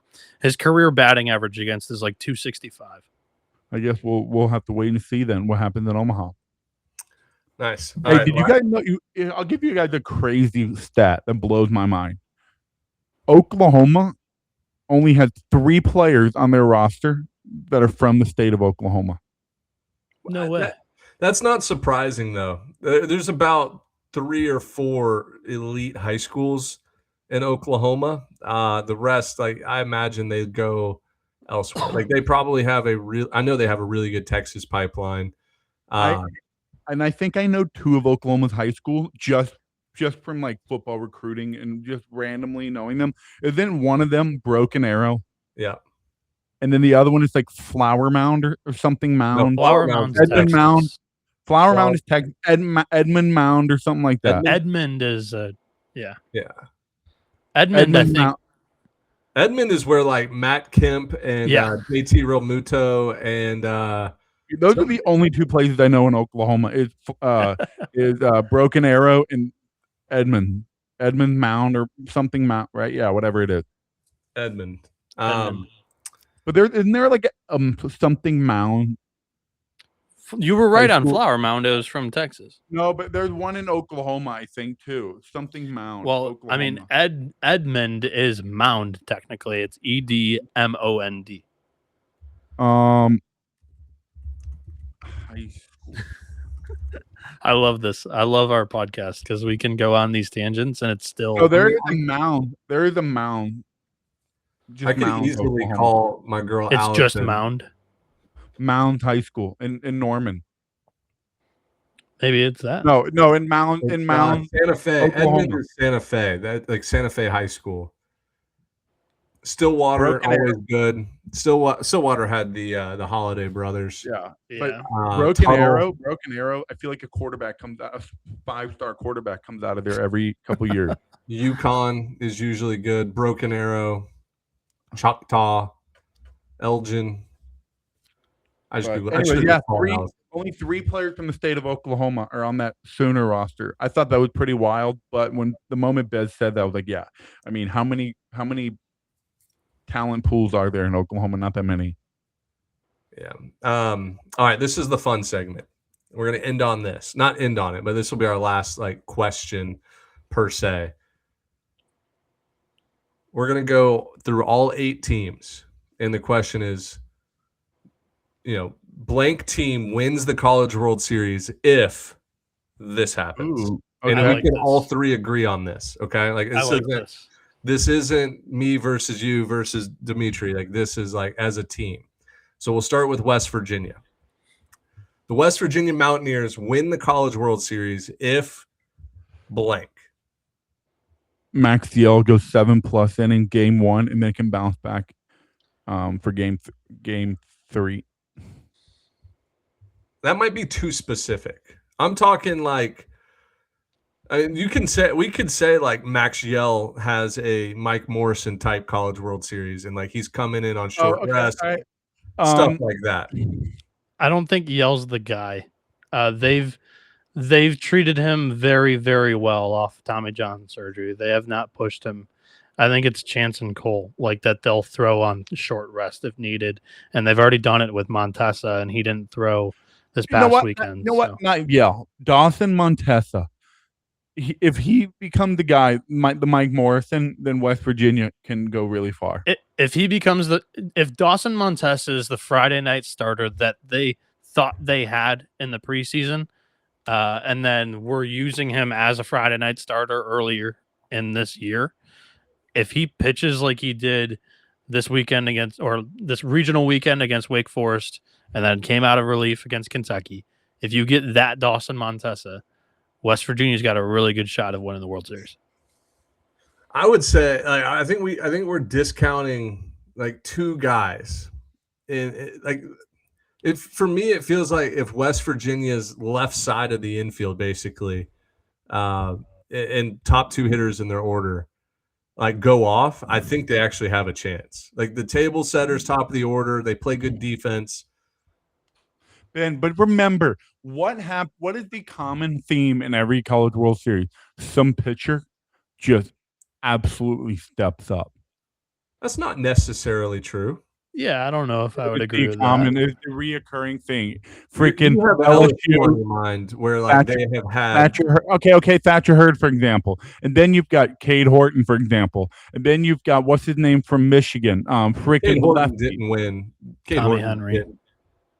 But he carried them. He pitched really well in it. He didn't win. All right, okay. Anyways, what's the lefty's name from Michigan? Tommy Henry. Like it is guys stepping up that carry them pitching wise because the offense is the offense. You just named two teams that were runners up. They didn't win. Okay, I mean, I'm just giving examples. If you want 2019 Vanderbilt, that's really easy. It's Kumar Rocker, Jack Leiter. Yeah. Okay, but those also the number 1 and number 2 overall picks, essentially. But what I'm trying to say is like one has had like one player that has risen above expectations with high expectations already. Yeah. And like that could be Gavin Kelly, or like that could be Armani Guzman, like somebody like that, where they hit 750 over 5 or 1, 2, 3, like 5, 6 games, and they're always on base. They're causing havoc on the bases. That's my vision for West Virginia, where anytime those guys get up, like in an inning, you're scoring a run. Fair enough. Yeah, there's no wrong answer here. Fair enough. Yeah. Fair enough. The left side of the infield, by the way, is Matt Einish at short and Tyrus Hall at third, and Hall had a huge super. But Gavin Kelly's like second and catcher mixed. I was thinking left side of the. I had it backwards. Right side, yes. Right side is Gavin Kelly and Armani Guzman. Yes, I meant the right side. I was picturing it as them fielding their position left side of the diamond. You're right. I've never heard that before, but I now understand where you were coming from. Yeah, I was MLB The Show, my playing it like I'm playing this side of the field. But you're 100% right. That's a bad baseball IQ on my behalf. No, the left side is always third base short. Yeah, I know. That's always a bad baseball IQ on my behalf. So I was a little lost. All right, Ben, how many points is West Virginia going to score? 0. Good points. I saw somebody tweet out points this weekend. I saw the casuals were everywhere on the timeline. Yeah. A girl said points. We were like watching the Padres game. She said points, and I was like, dude, you can't say points. She's like, why? And I'm like, just don't say point. Just don't say point. just don't say point. Troy, I think the X factor is they need to get outs on the mound. We saw that their offense was able to hit against premier pitching from Florida, and they put up runs against Miami in the game that they faced them, even though they ended up dropping that first round. But I think I trust the offense more at face value. They need to stack outs with both Benjamin Stubbs and Tommy Egan, and behind them with Zach Crotchfelt and fill in the blank. Because I think we said it earlier, they have 3 or 4 arms that they really trust. Who's going to step up there? If they can stack outs, they can do it like a 2023 LSU, where there was, questions in the bullpen, and every time somebody stepped up. Cheat code. They had Paul Skeens on that team. Well, I'm just using it as the bullpen was like whose job is it today? It was Griffin Herring or Gavin Guidry or Ackenhausen. No offense. I couldn't think of a further example from LSU to this Troy team. How are you putting those two together? I just used it as a blanket example of the bullpen was not good all year long. Okay.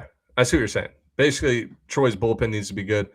And they do. Like, if Troy's going to win a national championship, yes, the bullpen has got to – you got to have two guys step up that you feel good every time they're on the mound. It doesn't take 3 or 4. I think really just 2 guys that can go multiple innings. My answer for Troy is, like, if they hit with runners in scoring position, which is something they struggled during the regular season on, but have been great in the postseason. Even that Miami game they lost, they were bad with runners in scoring position. But this is not a team that's going to outslug and hit balls out of Charles Schwab Field. Like, they just don't have the raw power. They're going to piece together singles and walks. They're seeing the ball well at the plate. If they hit with runners in scoring position, they're going to score a bunch of runs. And I can't say the same about anybody really on that left side of the bracket otherwise. I think runners in scoring position is a huge, huge factor for Troy. Similar to Murray State last year. They didn't hit with runners in scoring position in Omaha, but they did in the super regionals and in the regionals. Like, let's see if they can, take that jump for the mid-majors. Yep. I think Troy offensively has answered some of those questions, at least in the postseason. Like, they've shown power, the ability to hit the long ball. They've got 5 guys in the lineup with double-digit bombs now. Like, it's not the raw strength power that an Ole Miss has, or a Georgia or a Texas. Like, it's not as loud off the bat. Out of all 8 teams in the College World Series field, they are averaging more runs per game in their last 10 games than anybody else. They're not all home runs, though. They're like 4th or 5th in the field, the last 10. But they don't. Okay. Well, don't beat the dead horse on Troy, guys. You don't know what the fuck is going to happen. You can't just keep beating the dead horse on Troy. All right. The North Carolina Tar Heels win the national championship if blank happens. The offense can score more than 4 runs consistently in games. Agreed. Retweet. The pitching will be there. Can they score 4 or more runs every game? Yep. Agreed. Anybody want to add anything else? Nope, that was it. I think that's fantastic. Perfect. Okay. I agree. I mean, I maybe we can dig deeper and find something else, but like, really, that hit the nail on the head. How about? Well, okay, I'll add to that. If the Paulsons of that roster, if the Macon Winslows of that roster, if the Gavin Gallaghers of that roster play up to their level, I'll say this: if Gavin Gallagher plays where he is capable of, because he kind of had a slow season. If Gavin Gallagher might be your breakout player. If Carolina wins this national championship, it's because Gavin Gallagher went off. If postseason Gavin Gallagher from 2024 2025, where he's unconscious in regional play, shows up, North Carolina is winning the College World Series. Love it. Okay. Ole Miss, the Rebels win the call. Go ahead. I would just going to remind us of, guys, we've talked about Carolina numerous times already this episode. First time Gavin Gallagher has been mentioned. That's how quiet he's been. Correct. All right. Ole Miss Rebels win the national championship if what happens? They strike out less than 20% of the time offensively. I don't know if they can do that. So Ben mentioned the like clutch hitting with runners in scoring position. That's probably what Ole Miss needs to do. They need to find the timely hitting rather than trying to fix how many strikeouts you're having in each game. I just think that some of these guys have holes in their bats or they're hitting at 450. There's no in between. But when there is an in between, it has to be timely. So I don't know how we want to phrase that. Like capitalize on big moments? Because I'm on the College Baseball Insider's website and you can filter it last 10 games, just the 8 Omaha teams. Ole Miss has the worst batting average of the 8 teams over the last 10 games at 259. There is one team below 300 outside of Ole Miss, and they're hitting 259. So, and that's probably North Carolina. North Carolina is right at 300. It's Alabama. Oh, it's Alabama. Yep, that was my next guess. All right, right side of the bracket. Are we good on that answer with Ole Miss? Can we come up with a better one? No.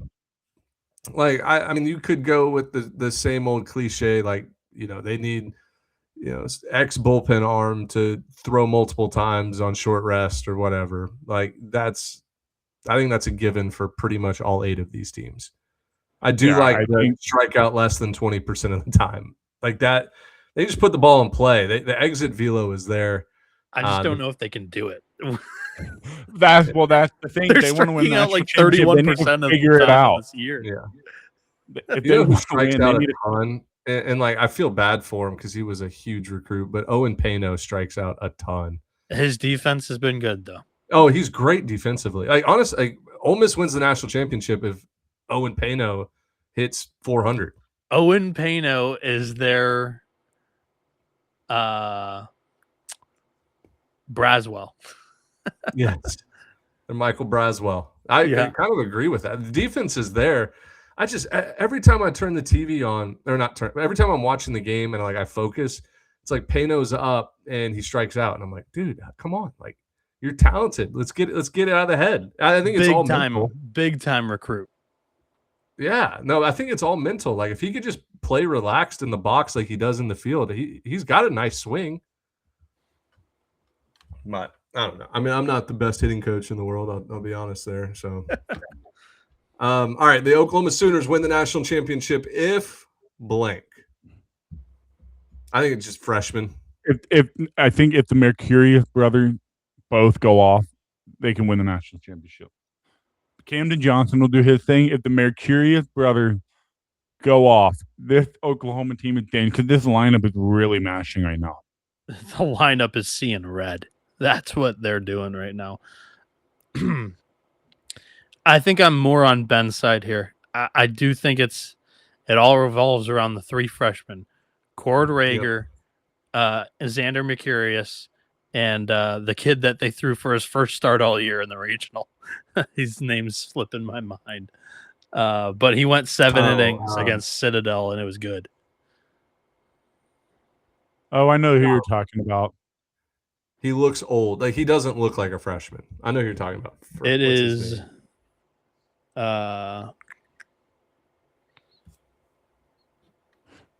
Nick Weslowski. Yes. Yeah, Oklahoma. I think the offense is the least of their concern. If they're going to win a national championship, and the pitching needs to go. Which, if you told me that after opening weekend when I saw them, the offense was the least of their concerns. The pitching staff looked unbelievable stuff-wise. Opening weekend. Oh yeah, I mean everybody that said, "Oh, team to watch, sleeper team that I really like." No one's talking about with Oklahoma, and the reason every single time was the pitching. Mm-hmm. And but now it's like now the roles are kind of flipped, where the offense is absolutely rolling, and the X-Factor is the pitching. Freaking LeChance came up today against Bodie Ray, and I'm just looking. I'm like, dude, why this guy looks dangerous? He looks scary. 2 pitches later, absolute missile for a 2-run shot to left, and I'm like, yo, like where did this Oklahoma lineup come from? LeChance, freaking Dayton Taki, like Jackson Willis was one of their better guys. They even have Camden Thomas. Like this lineup is good right now. They're hot right now.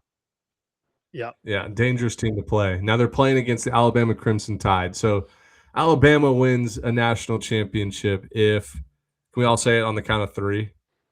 1, 2, 3. Justin LeBron, most outstanding player. Yes, tournament. I mean, he's capable of doing it, and very streaky hitter, but he is capable of carrying this team to a national championship, both offensively, defensively, base running. He's to the point where like he gets on first, it's an double. automatic double. It's a double, maybe a triple. And I think his swing plays well in this ballpark, like gap to gap.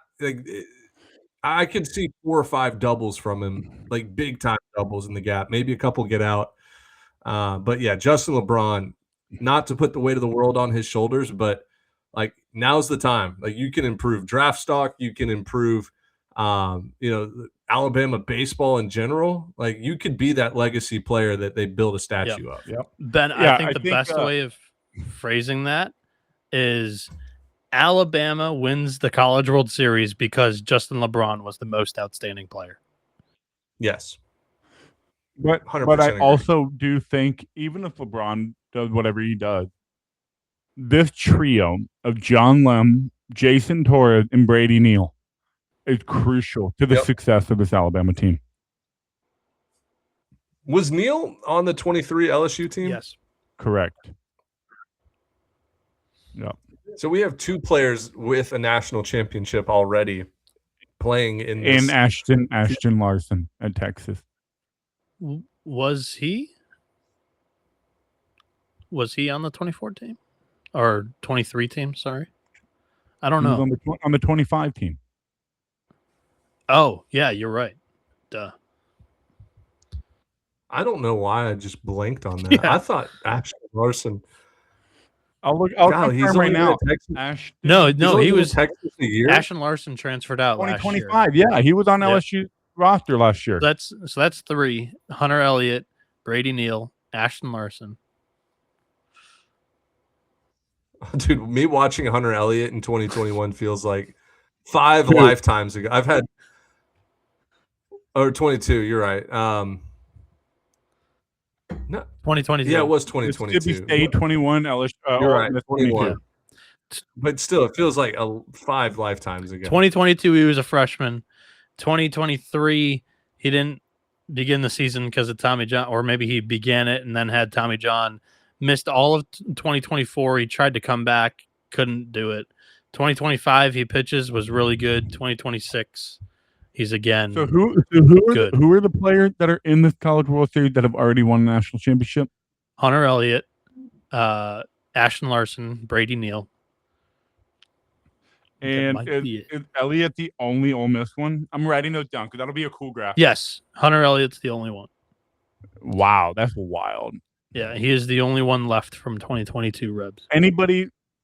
Okay, all right, cool. I'm gonna double check and confirm that, but that'll be a cool graphic. 3 players. I'm starting to think there was a Tennessee guy that transferred out in 24. Maybe I'm thinking I gotta look this up. I can now. look it up. I'll tell you. What do you want me to ask? What Tennessee transfers are there? I just feel like there was a freshman that transferred out after that year, and I'm looking. Anyway, keep moving on. We'll circle back on that. Texas. Ben. This is where my brain is at. Maybe I'm wrong. Circle back. Texas. Here we go. Texas Longhorns. Texas Longhorns win the national championship if. I think we could probably all agree. Actually, no. There's multiple. Here's the only 2 Tennessee. There's 2 Tennessee transfers in this field, in this Omaha field. Andrew Benke, a left-handed pitcher at Georgia, and Bryson Thacker, a left-handed pitcher at West Virginia. Benke's got a natty. Benke does? Yeah, I think he was on that 24 team. Andrew Benke. You know who I was thinking of? I just looked it up. I was thinking of Dylan Loy, but he's at Georgia Tech. Did you say Zane Denton? Andrew Benke and Bryson Thacker. Oh, Bryson Thacker. Zane Denton graduated in like 2014. What are you talking about? Yeah, he transferred to I can't remember where he went. Austin P, right? Maybe. I think he was Tennessee to Alabama to Austin P, and then I think he got kicked off Austin P's correct. team. In the fall. He didn't make it through the fall. He ended Clemson's season in the regional and then flamed out afterwards. Talk about a kamikaze move. The name that I was thinking of from Tennessee's 2014 was Dylan Loy, but good call. Okay. He is at Good pull. Georgia Tech. So, did we confirm Benke or Thacker? I think Banky won one. Thacker is a name that I am not aware of. I have to familiarize myself with his game. Andrew Banky was on Tennessee's 2025 roster. Wow. He was on 2024 too. Yep. Yeah. I'm reading his bio. He pitched in 2024. Yeah. So he won a national championship. Yeah. He had 23 appearances that year in 2024, 354 ERA. And in 28 innings, he had 39 strikeouts, 9 walks. He was like one of their lefties that they used in matchups. There you go. Bryson Thacker. Did we confirm that one? I'll look him up. All right. Texas, Ben, started off. Yeah, because I don't know mine for Texas. This is a team that I believe in a lot. They're very well-rounded. I'm interested in what you guys have to say. Go ahead, Ben. Give us the line. Thacker was on Tennessee's team last year. Okay. Oh, wait. No. He won it. So 2024, he redshirted at Tennessee. Redshirted in 2024. So did that count? No. Yeah, I think so. He got a ring. All right, then I'll put him on the list. So Thacker's last appearance this year was against it was in the notorious Pitt game, guys, for West Virginia. Oh, boy. He hasn't pitched. He was in the what? He pitched the Pitt last game that was 23-1. Yeah, he pitched last in that Pitt loss. Oh, no way. He got shoved in a locker and sent to freaking do I put his stats in that game on blast or no? Freaking Saban sent him to the gulag. Yeah. Do I put his He might have gotten injured. Do I put his stats on blast on this podcast or just let him be? I mean, I don't think he cares. I think it's a joke at this point. That whole game was a joke. The whole game was a joke. No, you don't need to read his stats. We don't it's irrelevant. Okay. Yeah, no, let's not put him on blast. All right, the Texas Longhorns win the national championship if blank. I'm just going to say something just funny because I think this team is well-rounded. Because obviously, if Volantis pitches well and Ruger Riojas pitches well and Luke Harrison pitches well, they're going to be good. But they have been pitching well, so that's not much of a change. Carson Tanney and Robin, but I think the whole world is going to fall in love with Anthony Pack Jr. this College World Series. If he plays like unconsciously well, the whole country is going to fall in love with him, and he's going to be the guy entering 2027 season. Like, I can picture him on like the front cover of a magazine, Texas preseason #1, Anthony Pack Jr. like blinged out, like just swagged out or something. I don't know. He just plays with that aura and that energy that people will gravitate towards as a celebrity. No, I agree.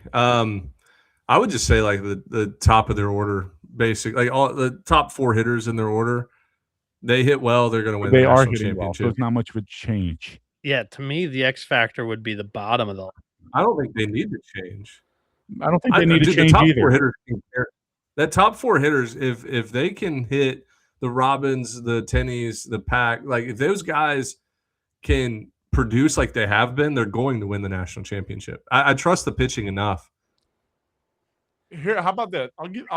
I agree with you. I'll do this. If the combination of Cozart and Thomas Byrne become like, when I mean nailed, I mean just nailed, this team is not going to lose. Like, I can see a game where Thomas Byrne shit the bed, walks a couple guys, team gets a base clearing double, and they lose the game. I can see something like that happening because I don't see a starting pitcher competing toe-to-toe with Volantis. But Georgia's lineup could have something to say about that. So that's why I'm just going to go with Thomas Burns wasn't on that 24 Tennessee team, was he? He was on. Where did he start? He was on Arizona 2024 Arizona State. He was their Friday night starter. That's right. Okay. Then he got hurt midway through the year and didn't pitch again. I think so. The Sam Cozart, Thomas Burns is a really good shout. Just because I love their weekend rotation, and 1 through 6, Aiden Robbins, Carson Tenney, Anthony Pack, Temo Becerra, Adrian Rodriguez, Ethan Mendoza, they're all good. I think my personal X factor, and we can maybe vote on what we decide here, but I think you need 250 average or better out of combined Ashton Larson, Casey Borba, Darian Pendergrass, or whoever bats 7 through 9. No, I agree. I think that's a good take. Another name that's sticking out to me is like Luke Harrison. Like they've been using him in such creative roles. Like Luke Harrison could go relief, start an elimination game like back to back. I wonder, Dimitri, how many lefties does Texas have in that bullpen? I'll tell you right now. Because I wonder if that's matchup wise what they like most about bringing Harrison out of the bullpen right now. I think Ethan Walker is left-handed, Cal Higgins and Hayden LeFew. Yeah. They also have let me just pull up LeFew, Walker, Harrison. Yeah. So that just 3 lefties. Well, so they have 7 left-handed pitchers on their roster: Cade Bing, Hayden LeFew, Jack McCarron, Cal Higgins, Ethan Walker, Luke Harrison, Dylan Volantis. So outside of Volantis and Harrison, who have been starters all year, their most used bullpen lefty is Hayden LeFew at 20. If Texas can match up against left-handed hitting on the mound. Yeah. Yep. All right. Last one. All right. The Georgia Bulldogs win the national championship if they get. I have a creative one. They get 5 innings out of starters. Starting pitching go 5+. Oh, you guys are thinking way too shallow. 5 innings. It's not shallow at all. They can't do it. 5 innings out of a starting pitcher. No, I think the correct answer here is they don't play Troy in the national championship game. Throwing it back to 2008 when they get Fresno State. And Troy, I forgot to mention this. Troy kind of fits the same resume that Fresno State had as like a preseason top 25 buzz. Like everybody was in on Troy. Regular season wasn't great. Now, Fresno State won the conference tournament to get in as a 4 seed, but like Troy last 4 in. Troy's conference tournament is what got them in. So you could consider it the same thing. And then I'm pretty sure Fresno State lost the first game of their regional in 08 and had to come all the way back. And then I think they lost the first game of their super regional against. I saw a clip against Arizona State. They won the next 2. Like they just kind of the bats carried them. So I think Georgia wins the national championship if they don't get the Troy Trojans in the national championship series. I mean, I feel like I disrespected Troy in the beginning of this show, and I could totally see myself getting burned by that. I do. They are a good team. I mean, you don't just hit that. You don't hit that Florida pitching staff the way they did without a good lineup. I mean, they were smashing 97 plus. Every arm that Florida brought out, they just pieced them up. Fresno State was a 4 seed. They won that first game against Long Beach, who was the 1. Then they beat San Diego, who's the 2 seed. They were in the driver's seat. Then the Toreros murdered them 15-1, and Fresno won a game 7. They lost game 1 of the Super and then won games 2 and 3. Yep, did they lose the first game of Omaha too? Fresno, no, they 17-5 over Rice, who was the 6th overall seed. Fresno actually did the same thing they did in regionals. 1 game 1, 1 game 2. Lost when they were in the driver's seat 2-0. 1 game 7. And then lost game 1 of the finals against Georgia and won games 2 and 3. Yeah.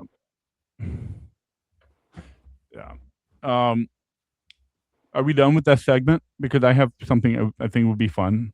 Okay. Ben, I thought that was a great segment. I liked it. Great segment. All right, guys. I'm going to ask you a question. You have to tell me which team it is. Okay. Which team is the heaviest team by weight in the College World Series? Ole Miss. Ding, ding, ding. Yeah, the Rebels are the heaviest team. Everybody they put on the mound have hips that could carry a child, and like they look like the 98 St. Louis Cardinals in the box. Like the veins and the muscles on places people shouldn't have muscles. Ole Miss is a stacked team. They hit the weight room hard. Yeah, Ole Miss has an average weight of 214 pounds. Coming in second is Texas with 213 pounds as the average. Georgia 209, Troy 207, Oklahoma 206, blah, blah, blah. West Virginia, the lightest weighing team at 194 pounds. All that right. matches the eye test. Okay. Who has the most all right, you guys already know this one, but for the listeners, maybe they don't. The most transfer heavy roster. Yeah. So the answer was Troy because you tweeted it out. It makes a lot of sense though, and we touched on it earlier, is like the mid-major programs, they're losing their top players because they're getting plucked into the SEC, the ACC. You have it.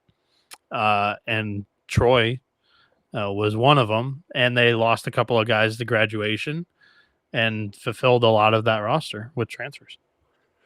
Which team? We already talked about this one, but I'm just going to answer it myself. Oklahoma had the roster with the least number of players from their state that the school resides in. All right, next one. Which team had the most left-handed bats? Troy. Yeah, easy. No. Incorrect. Most left-handed bats. Troy's got like 6 in that lineup. So is it Ole Miss? Whole roster. Is it Ole Miss? Bat. Ole Miss? Incorrect. Oklahoma. Incorrect. How is it not Ole Miss? Or Troy? Ole Miss says Furnace. I'll give you a clue. It's on the Udemar. right side of the bracket. Furnace is left-handed. They have Furnace, Federico, Dom Decker. They have who's the other guy I'm forgetting? Don't think just starting roster, starting lineup. Think whole team. Alabama with 19 I can only left-handed think hitting. starting lineup because that's what we've been Well, watching. that's what I'm saying. It's their whole roster. They have the most left-handed bats on their Alabama. roster with 19. Wouldn't have guessed it. Switch hitting or left-handed bat? That was not even a top 4 answer for me, actually. For me, I thought it was Troy, no doubt. Either. So yeah, I would. If I could have done starting lineup, I just did whole roster. All right, next one. Who has the oldest roster? Oldest. Probably West Virginia.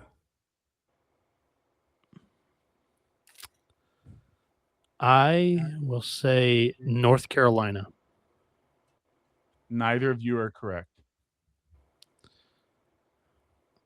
My next guess is Ole Miss. Incorrect. Troy. Incorrect.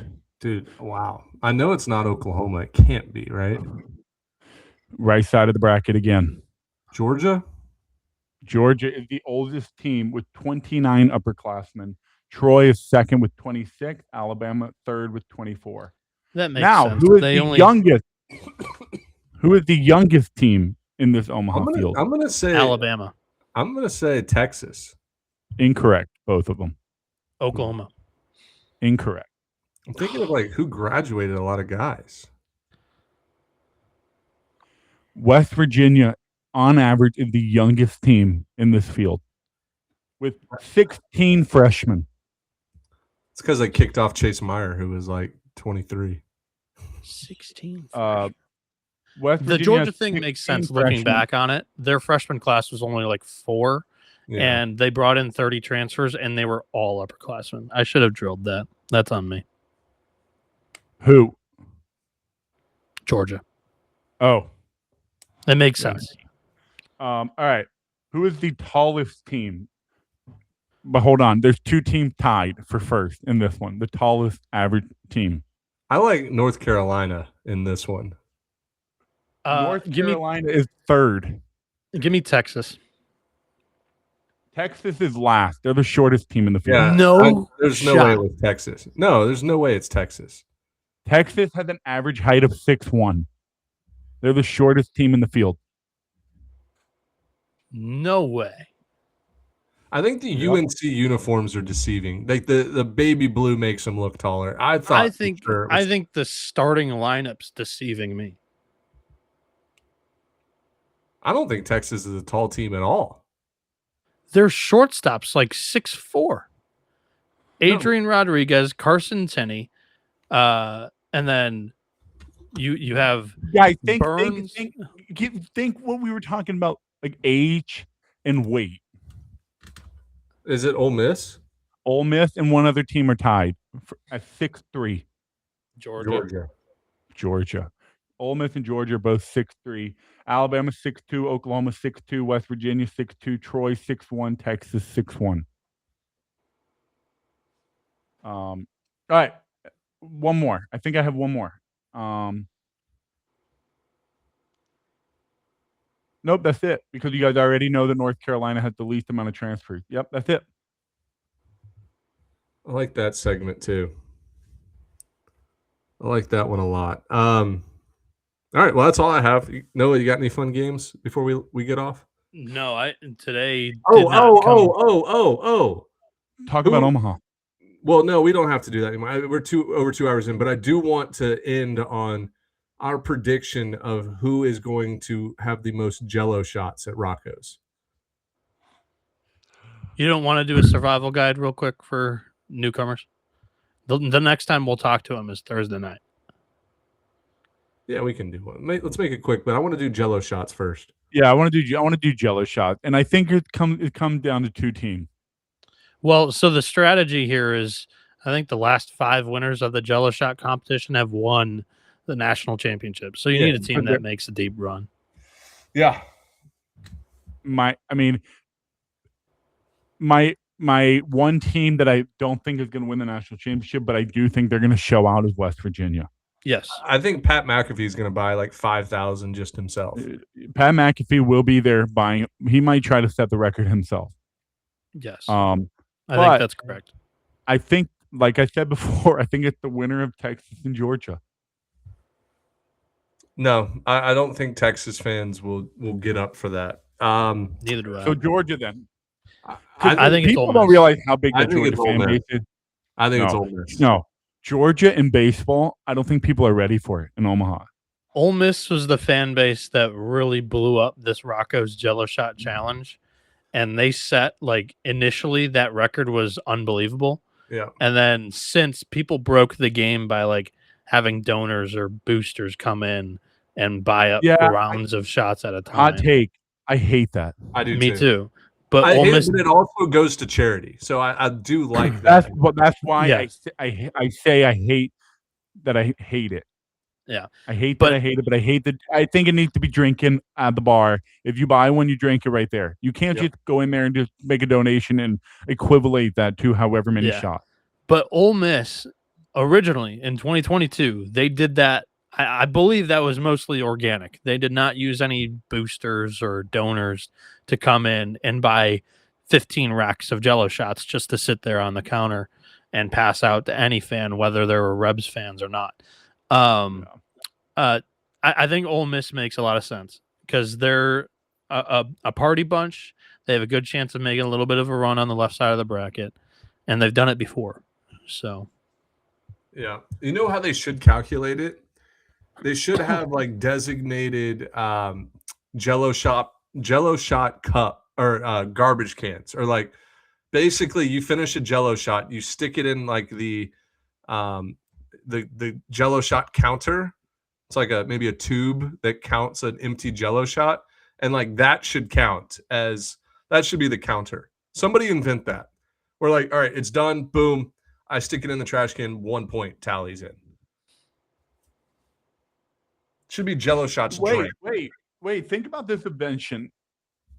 Well, we need to end the show anyway. But what I was going to say was, imagine you just sell it to bars where it promotes people to throw away their beer cup, and you just count how many beers we're drinking each night. Yeah. Bars can say 3,000 beers were consumed last night.